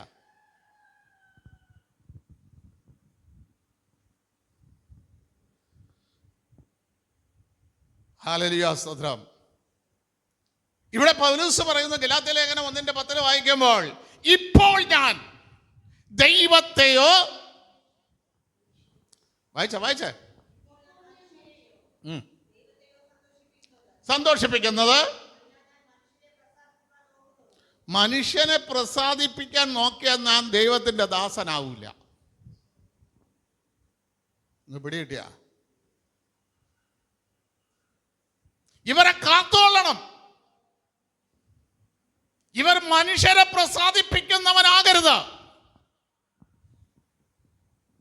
ഞാൻ ഒരു ഉദാഹരണം പറയട്ടെ, നിങ്ങൾ അംഗീകരിക്കണ്ട എങ്കിലും ഞാൻ പറയുന്നൊരു ഉദാഹരണം. നിങ്ങൾ ഈ ചെവിയുടെ കേട്ട് ഇപ്പുറത്തൂടെ എന്ത് ചെയ്ത് കളയണം? അങ്ങ് കളയണം. ഇവിടെ ഇപ്പോൾ അല്ല, ഈ ഫാൻ ഞാൻ വന്ന സമയത്ത് ഇല്ലാതായതാണ്, പോട്ടെ, രണ്ടാമത് വാങ്ങിച്ചിട്ടതാണ്. ഈ ഫാൻ ഇല്ലാതായി.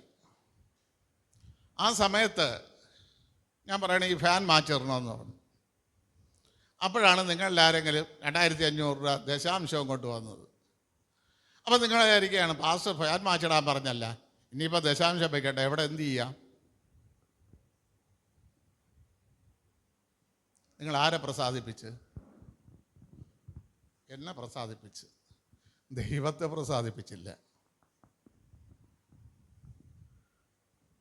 പിടികിട്ടിയ ഞങ്ങൾക്ക്? എൻ്റെ വാക്കിന് നിങ്ങൾ വില തന്നു, പക്ഷേ ന്യായപ്രമാണത്തെ നിങ്ങൾ അനുസരിച്ചില്ല. നിങ്ങൾ ശപിക്കപ്പെട്ടവരായി മാറി. പിടിപിടി മനസ്സിലായ?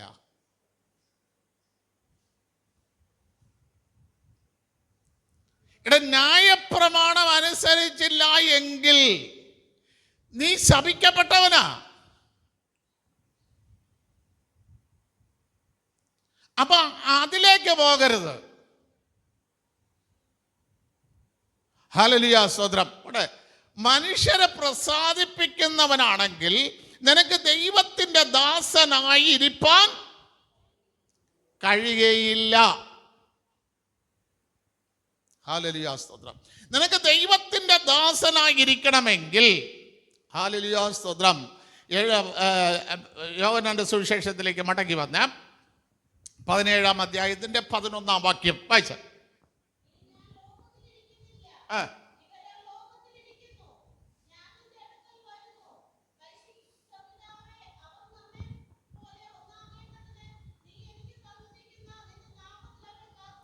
നിന്റെ നാമത്തിൽ അവരെ കാത്തുകൊള്ളണമേ. ഇവിടെ പല പാസ്റ്റർമാരും നിങ്ങൾ വന്നാൽ മതി, ഞാനങ്ങ് പ്രാർത്ഥിച്ചോളാം, നിങ്ങൾക്ക് വിടുതൽ വാങ്ങിച്ചു തരാം. നടക്കുമോ? ഇവിടെ പിതാവിനോട് പ്രാർത്ഥിച്ചിരിക്കുന്ന എന്താണ്? നിന്റെ നാമത്തിൽ. പൗലോസ് ആസ്യ സഭയെ ആരുടെ കയ്യിലാണ് ഏൽപ്പിച്ചിട്ട് പോയത്? ആരുടെ കയ്യിൽ ഏൽപ്പിച്ചിട്ട് പോയി? പറ. നമ്മളിവിടെ സെറ്റാപ്പൊക്കെ കൊടുത്ത് അടുത്ത് പറഞ്ഞ പാസ്റ്റർ കയ്യിൽ നമ്മൾ പറയുകയാണ്, ഇതാ നിങ്ങൾ എന്ത് ചെയ്യുകയാണ്, ഞാൻ ഏൽപ്പിച്ചിട്ട് പോവുകയാണ്, ഇവരെല്ലാം നല്ല ആൾക്കാരാണ്, അവരെ എല്ലാം എന്ത് ചെയ്യുന്നു, നിങ്ങൾ സൂക്ഷിച്ചോളണം, ഇത് സഭാ സെക്രട്ടറിയാണ്, ഇത് ജോയിൻറ്റ് സെക്രട്ടറിയാണ്, ഇവരെല്ലാം കാക്കണമെന്ന്. അങ്ങനെയാണോ പൗലോസ് സഭ വിട്ടു പോകുമ്പോൾ ഏൽപ്പിച്ചത്? എവിടെയെങ്കിലും വായിച്ചിട്ടുണ്ടോ?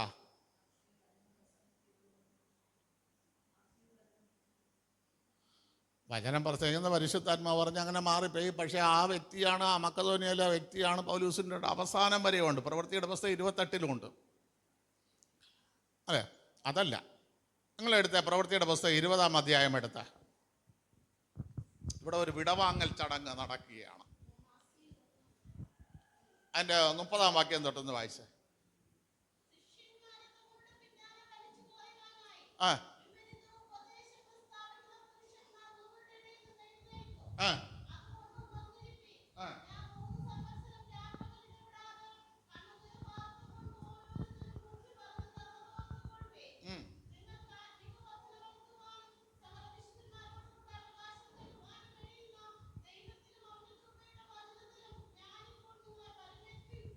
എന്തെങ്കിലും ഫലമേൽപ്പിച്ചത്? അതാ എനിക്ക് ശേഷം പറഞ്ഞ പാസ്റ്ററല്ല ഞാൻ ഏൽപ്പിച്ചിട്ട് പോവേണ്ടത്. ഹലോ, ഞാൻ നിങ്ങൾക്ക് പറഞ്ഞു തന്ന കൃപയുടെ വചനത്തിൽ, അല്ലാതെ ഇവിടെ ആരെയും പൗലോസിന് വിശ്വാസമില്ല. പൗലോസിന് വിശ്വാസമുള്ളത് വചനത്തിൽ മാത്രം.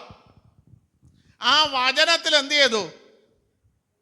ഇവിടെ കർത്താവ് പറയണ വേണ്ട, ഞാൻ ആരെങ്കിലും ഇവരെ വിശ്വസിച്ച് ഏൽപ്പിക്കണം നിന്റെ നാമത്തിൽ. പ്രിയ ദൈവമക്കളെ, ഇതൊക്കെ നിങ്ങൾ നോട്ട് ചെയ്ത് വെച്ചിരിക്കണം. ഈ ലോകത്തിലെ ഒരു പാസ്റ്ററിലും ഞാൻ വിശ്വാസം അർപ്പിച്ചിട്ടില്ല. ഞാൻ അർപ്പിച്ചിരിക്കുന്നത് നിന്റെ നാമത്തിൽ. 12-ാം വാക്യം, യോഹന്നാൻ 17:12.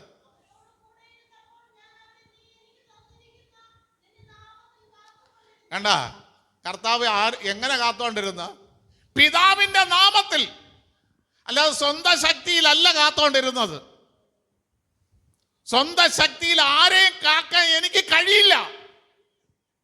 ഞാൻ ഈ 3.5 വർഷം കാത്തത്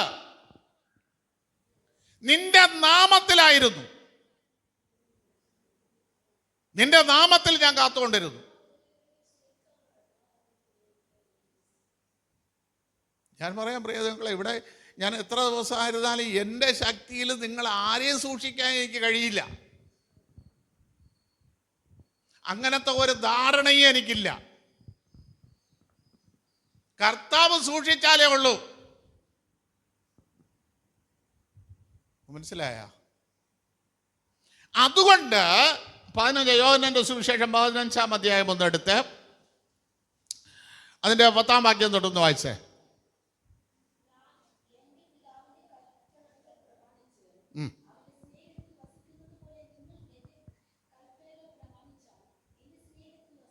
കണ്ടാ?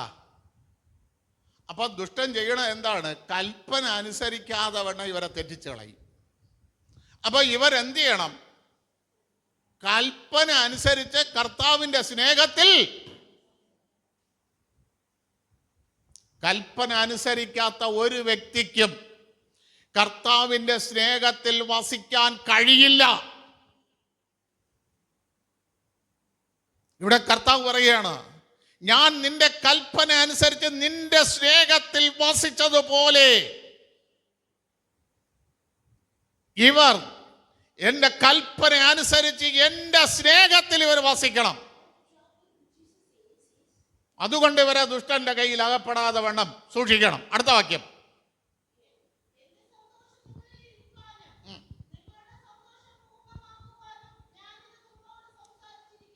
കണ്ടാ? ഇതെല്ലാം കർത്താവ് ഹല്ലേലൂയ സ്തോത്രം ചെയ്യുന്നു. 3611 വാക്യങ്ങൾ സുവിശേഷത്തിൽ കൂടെ പറഞ്ഞത് എന്തിനാണ്? നമ്മുടെ സന്തോഷം പൂർണ്ണമാകാൻ. നിങ്ങൾക്ക് മനസ്സിലായ? നമ്മൾ കരയാനല്ല. ദുഷ്ടൻ വരും, നിങ്ങളെ തള്ളിയിടാൻ നോക്കും. നിങ്ങളതിൽ വിഴുന്നു പോകരുത്. വിഴുന്നു പോകാതെ നിന്നാലേ നിങ്ങളുടെ സന്തോഷം പൂർണ്ണമാകും. നിങ്ങളുടെ സന്തോഷം നിങ്ങളിൽ ഇരിക്കൂ. ഇതൊക്കെ പറഞ്ഞു തരാനാണ് വന്നത്, അല്ലേ? മത്തായി സുവിശേഷത്തിൽ 1071 വാക്യങ്ങളാണ്. മർക്കോസിൽ 676 വാക്യങ്ങളാണ്. ലൂക്കോസിൽ 1151 വാക്യങ്ങളാണ്. മർക്കോസിൽ 876 വാക്യങ്ങളാണ്. അടങ്ങി 3061 വാക്യങ്ങൾ നമ്മളോട് പറഞ്ഞത് എന്തിനാണ്? നമ്മുടെ സന്തോഷം നമ്മളിൽ എന്നും ഇരിക്കണം. ക്രിസ്തുവിൻ്റെ സന്തോഷം നമ്മളിൽ എന്നും ഇരിക്കണം. ക്രൂശിൽ അവൻ തന്റെ മരണം ജയോത്സവമായി കൊണ്ടാടി. തോറ്റിട്ടല്ല കൊണ്ടാടിയത്, ജയോത്സവമായി കൊണ്ടാടി. ഈ സന്തോഷം നമ്മളിൽ ഇരിക്കാൻ വേണ്ടിയിട്ട് പിതാവിനോട് പ്രാർത്ഥിക്കുകയാണ്, ഇവർ ദുഷ്ടന്റെ കയ്യിൽ അകപ്പെടരുത്, അകപ്പെടരുത്. 14-ാം അധ്യായം എടുത്ത് 14 എൻ്റെ 13-14 വാക്യങ്ങൾ വായിച്ചേ.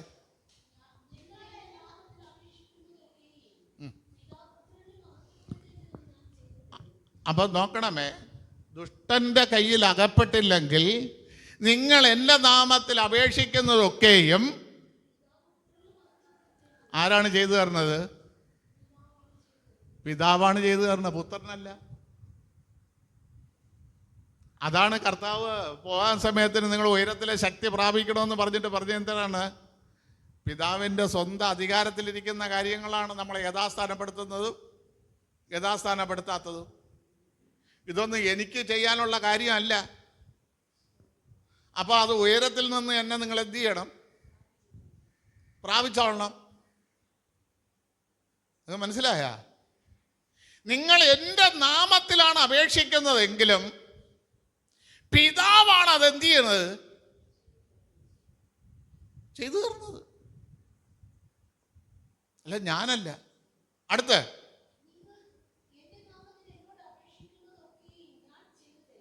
നോക്കണമേ, ഇനി എനിക്ക് ചെയ്യാൻ പറ്റുന്ന കാര്യമുണ്ട്, കർത്താവിന് ചെയ്യാൻ പറ്റുന്ന കാര്യം.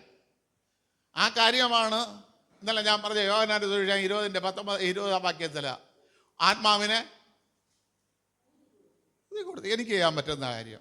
മറ്റതിനെന്ത് ചെയ്യണം? ഉയരത്തിലെന്ന് കാത്തിരുന്നേ കിട്ടുള്ളൂ. രണ്ടിൻ്റെ വ്യത്യാസം നിങ്ങൾക്ക് മനസ്സിലായ? ഇത് എനിക്ക് ചെയ്യാൻ പറ്റുന്ന കാര്യം. ഞാൻ വന്നു, വാതിൽ തുറക്കാതെ അകത്ത് വന്നു, നിങ്ങൾക്ക് സമാധാനം തന്നു, എനിക്ക് ചെയ്യാൻ പറ്റുന്ന കാര്യം. അപ്പോൾ നമ്മൾ ഒരാൾ സുഖമല്ല അടക്കണം, അല്ലെങ്കിൽ ഒരാൾ മരിച്ചു, പെട്ടി വാങ്ങിക്കാൻ നിവർത്തിയില്ല, വന്നു പെട്ടി വാങ്ങിച്ചു, കുളിപ്പിച്ചു, തുണി വാങ്ങിച്ചു, ഇടത്തി, എനിക്ക് ചെയ്യാൻ പറ്റുന്ന കാര്യം ചെയ്തു. ഈ ആത്മാവിനെ ഉയർപ്പിക്കാൻ എന്നൊക്കെ പറ്റൂല. പറ്റുമോ? അതിന് ആത്മാവ് നൽകിയവൻ വരണം. പിടികിട്ടിയ? നമുക്ക് ചെയ്യാൻ പറ്റുന്ന കാര്യമുണ്ട്, ദൈവത്തിന് ചെയ്യാൻ പറ്റുന്ന കാര്യമുണ്ട്. നമുക്ക് ചെയ്യാൻ പറ്റുന്ന കാര്യം നമുക്ക് ചെയ്യാം.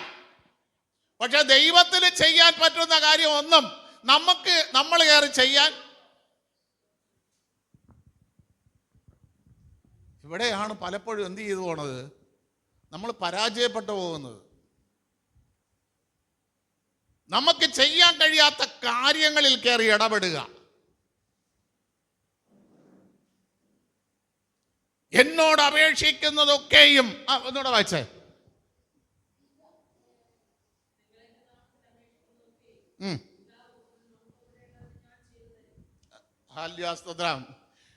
ഞാനാണിത് ചെയ്തതെങ്കിലും മഹത്വപ്പെടുന്നത് ആരാണ്? പിതാവ്. പുത്രനാണിത് ചെയ്യുന്നതെങ്കിലും നമ്മുടെ സഭാവിശ്വാസികൾ എന്ത് ചെയ്താലും മഹത്വം എവിടത്തേക്കാണ്? സഭയ്ക്കാണ്. ഈ സഭയ്ക്കാണ്. കാരണം ഈ സഭയിലെ വിശ്വാസികളാണ് നിങ്ങൾ അവിടെ പോയി, അപ്പുറത്ത് ഒരു മരണം നടന്നു, അവിടെ ആരുമില്ല. അവിടുത്തെ പാത്രം വാങ്ങിച്ചു, വെള്ളം കോരി കുളിപ്പിച്ചു. ആരുടെ ഇതൊക്കെ ചെയ്തത്? അതും എൻ്റെ പൈറ്റുള്ള സഭയിലെ മഹത്വമാക്കുമെന്ന്.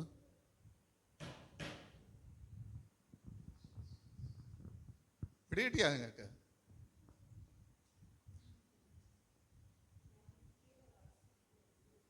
ഹല്ലേലൂയ, സ്തോത്രം. പുത്രനാണ് ചെയ്യുന്നതെങ്കിലും മഹത്വം ആരിൽ വരികയാണ്? പിതാവിലെത്തും. അടുത്ത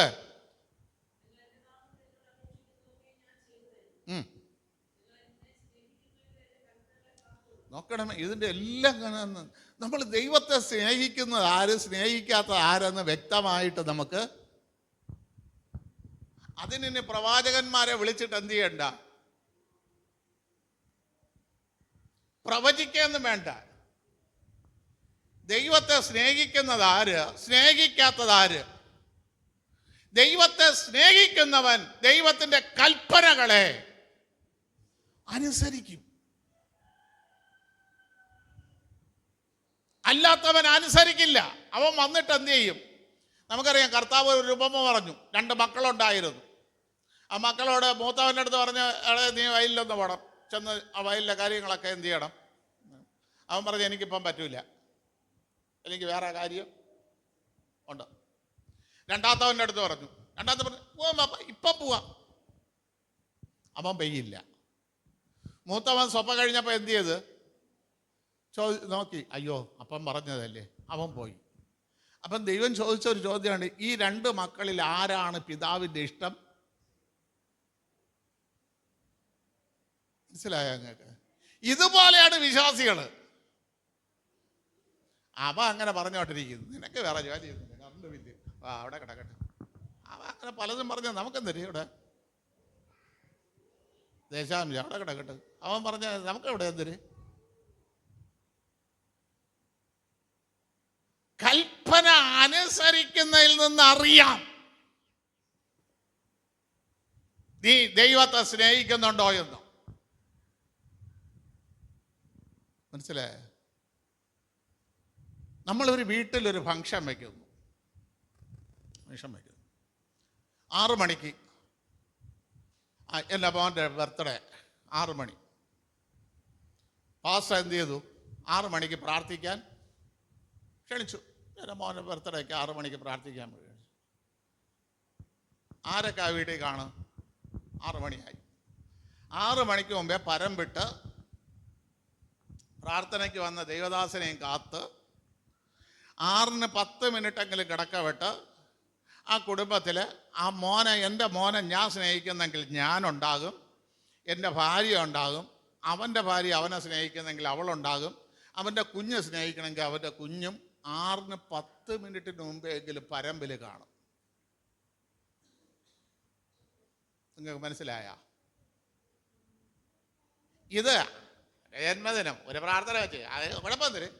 അയാൾക്ക് 500 രൂപ കൊടുക്കണം അല്ലേ? പ്രാർത്ഥന വെച്ചെന്നൊരു പേരും. അവിടെ ചെല്ലുമ്പോൾ അറിയാം ആ മോനെ സ്നേഹിച്ചിട്ടാണോ അവർ പ്രാർത്ഥന വെച്ചത് അല്ലയോ എന്ന്. അവിടെ ആ വീട്ടിൽ ചെല്ലുമ്പോൾ നമുക്ക്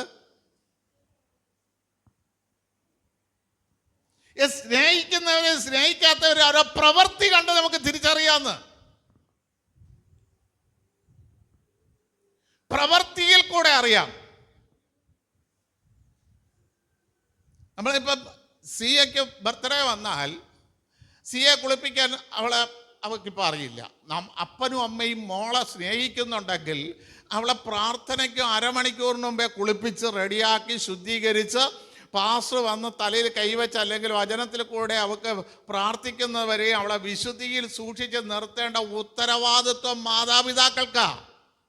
ആ അപ്പനും അമ്മയാണ് മോനെ സ്നേഹിക്കുന്നത്. അല്ലാതെ പ്രാർത്ഥിക്കാൻ വന്നപ്പോൾ ഇവിടെ ക്രിക്കറ്റ് കളിച്ചോണ്ടിരിക്കുകയാണ്, ഞാൻ ഇപ്പം വിളിക്കാം, അവിടെ കളിച്ചോണ്ടിരിക്കുകയാണ്. നീ ആരെ സ്നേഹിച്ചിട്ട് വിളിച്ചത് പ്രാർത്ഥനയ്ക്ക്?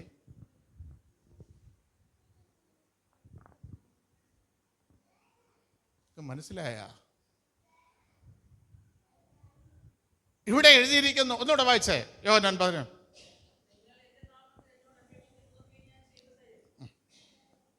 അടുത്തത് വായിച്ച.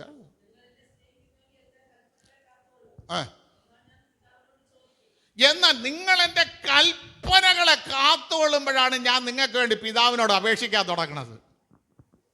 ഇന്ന് പകൽക്കാലം നിങ്ങൾ തീരുമാനിക്കണം, അപ്പം ഇതുവരെ നമുക്ക് വേണ്ടി അപേക്ഷിച്ച് തുടങ്ങിയിട്ടുണ്ടോ എന്ന്. നിങ്ങൾ എൻ്റെ കൽപ്പനകളെ കാത്തുകൊള്ളുമ്പോൾ ഞാൻ പിതാവിനോട് അപേക്ഷിക്കും.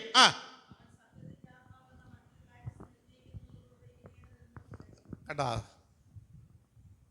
അപ്പം പുത്രൻ പറഞ്ഞാലേ ഈ ആത്മാവിനെ എന്ത് ചെയ്യുള്ളൂ?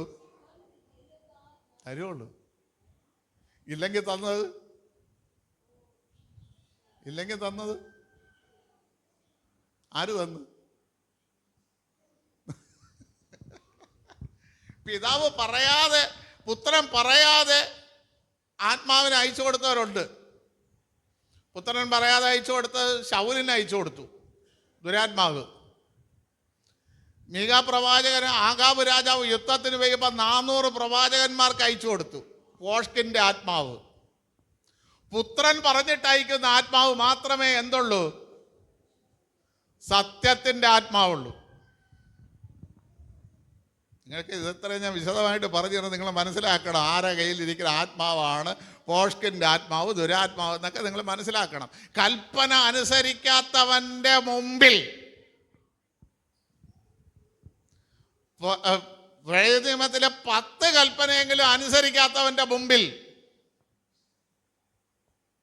ഒരിക്കലും സത്യത്തിൻ്റെ ആത്മാവില്ല. അവനിൽ വ്യാപരിക്കുന്നത് ദുരാത്മാവ്. പുത്രൻ പറഞ്ഞിട്ടല്ല ഈ ആത്മാവിനെ തന്നത്.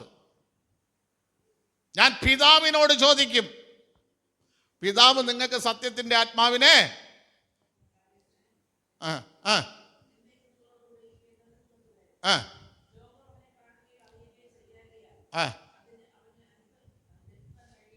ലോകത്തിന് ഈ ആത്മാവിനെ കുറിച്ച് അറിയേയില്ല, കേൾക്കുകയില്ല. അവർക്ക് കുറേ ആത്മാവിനെ അറിയാം. ആലോചനയുടെ ആത്മാവ്, പ്രവചനത്തിൻ്റെ ആത്മാവ്, ബലത്തിൻ്റെ ആത്മാവ്, ജ്ഞാനത്തിൻ്റെ ആത്മാവ്, പരിജ്ഞാനത്തിൻ്റെ ആത്മാവ്, വിവേകത്തിൻ്റെ ആത്മാവ്, ഇങ്ങനെ കുറേ ആത്മാവിനെ അറിയാം. പക്ഷെ ഈ ആത്മാവിനെ ലോകത്തിന് അറിയില്ല.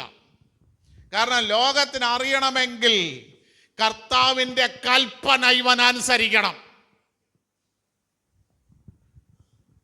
പിടികിട്ടിയാ നിങ്ങൾക്ക്? ലോകം ഇവനെ അറിയണമെങ്കിൽ കർത്താവിൻ്റെ കൽപ്പന ഇവ എന്ത് ചെയ്യണം? അനുസരിക്കണം. അടുത്ത്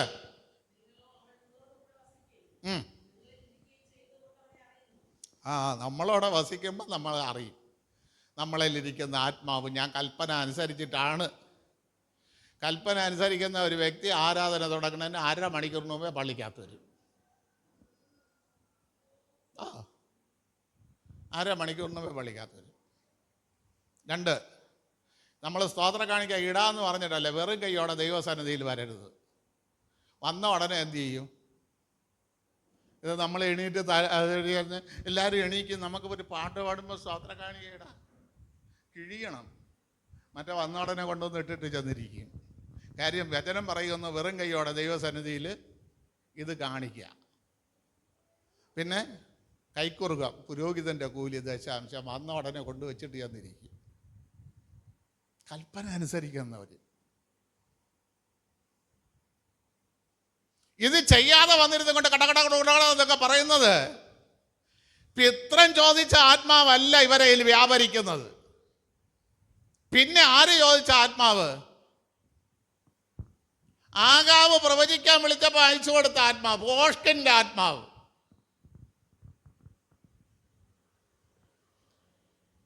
ഹല്ലേലൂയ, സ്തോത്രം. പണ്ടത്തെ സഭകളിൽ കാണികപാത്രം അവിടെ വെച്ചിരിക്കാം. ഒരു സഭയിൽ എനിക്ക് ഓർമ്മയുണ്ട്, ഒരു സഭയിൽ TPM ചർച്ചിലൊക്കെ അന്ന് കൊച്ചിലെ വീട്ടിലുണ്ട് പോകുമ്പോൾ കാണിക്കെടുക്കാൻ പറയില്ല, അവിടെ പാത്രം വെച്ചേക്കി. പിന്നെ ഇവരൊക്കെ എന്ത് ചെയ്യാൻ തുടങ്ങി? പയ്യെ ഇറങ്ങി വിളിച്ചു പാടാൻ തുടങ്ങി. അപ്പോഴും പാത്രം വെച്ച് തുടങ്ങി. അല്ലെങ്കിൽ പാത്രം അവിടെ ഇരിക്കും, വന്ന ഉടനെ എന്ത് ചെയ്യും?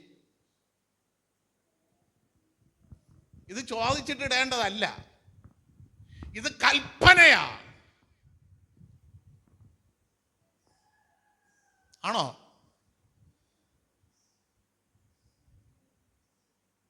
അവൻ നിങ്ങളോടുകൂടെ ഇരിക്കും. ഇരിക്കുമ്പോൾ നമ്മൾ അറിയും ഞാൻ ചെയ്യേണ്ടത് എന്തൊക്കെ ചെയ്യണമെന്ന്. ഒരു പെൺകുട്ടി ജനിച്ചാൽ ആ പെൺകുട്ടിയെ 21 വയസ്സാകുമ്പോൾ വിവാഹം കഴിച്ചയക്കണമെന്ന് നമുക്കറിയാം. അറിയണമെന്നുള്ള അപ്പ എന്ത് ചെയ്യും? അപ്പനും അമ്മയും ഒരു ചെറിയ നന്മ ആ കുട്ടിയുടെ പേരിൽ അറിയാം. എനിക്ക് ജനിച്ചത് പെൺകുട്ടിയാണ് എന്നവന് ചിന്തയുള്ളത് കൊണ്ടാണ് അവൻ എന്ത് ചെയ്യുന്നത്? ആ കുട്ടിയെക്കുറിച്ച് ചിന്തയുള്ളത് കൊണ്ട്. ചിന്തയില്ലാത്തവൻ എന്ത് ചെയ്യില്ല. കിട്ടിയ അതേപോലെ പരിശുദ്ധാത്മാവ് നമ്മുടെ ഉള്ളിലിരിക്കുമ്പോൾ ഞാൻ എന്താണ് ചെയ്യേണ്ടതെന്ന് എന്നോട് ആത്മാവ് എന്ത് ചെയ്യും? പറയും. അടുത്ത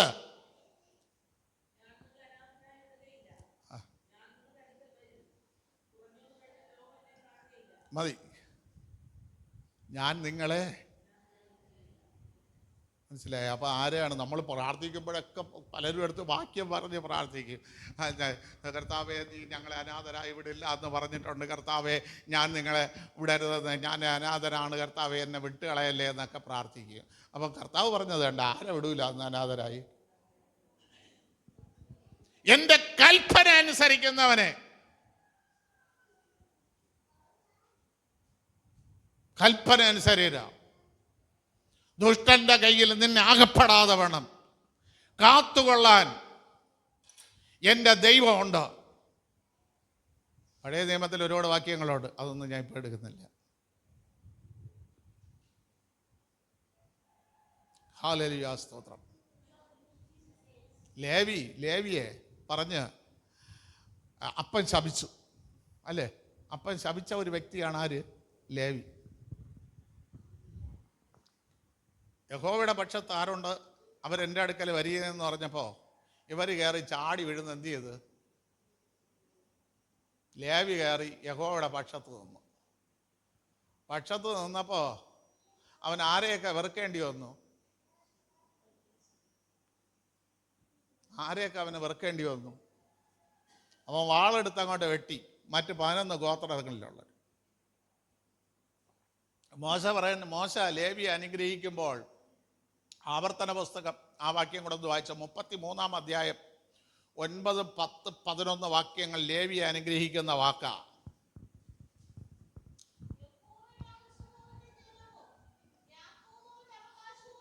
നോക്കണമേ, ശപിച്ച യാക്കോബ് ആരെ അവകാശമായി മാറി? ലേവിയുടെ അവകാശമായി മാറി.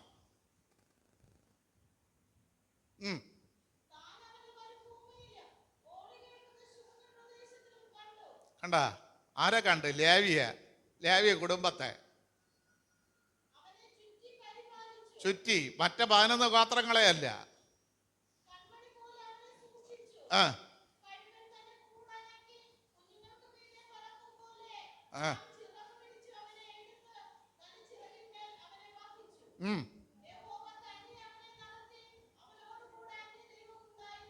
ഉം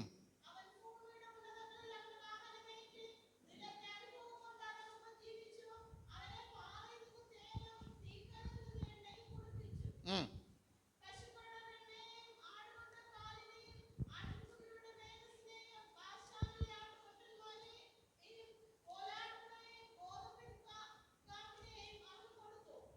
ഹല്ലേലൂയ, സ്തോത്രം. എൻ്റെ 9-ാം വാക്യത്തിൽ അവൻ അപ്പനെയും അമ്മയും കുറിച്ച് ഞാൻ അവരെ കണ്ടിട്ടില്ല, സഹോദരന്മാരെ അവൻ ആദരിച്ചുമില്ല. ഈ നിലവാരത്തിലാണ് ഒരു ലേവിക്ക് ദൈവം കൊടുത്തിരിക്കുന്ന ശുശ്രൂഷ. അങ്ങനെ ആ നിലവാരത്തിൽ ഒരു ലേവി ശുശ്രൂഷ ചെയ്താൽ ദൈവം പരിപാലിക്കുന്ന രീതിയാണ് നിങ്ങൾ താഴോട്ട്. ഇങ്ങനെയുള്ള ഒരു പാസ്റ്റർ നമ്മളെ കുടുംബത്തിൽ ജനിക്കാൻ വേണ്ടി നമുക്ക് ആഗ്രഹിച്ചൂടെ?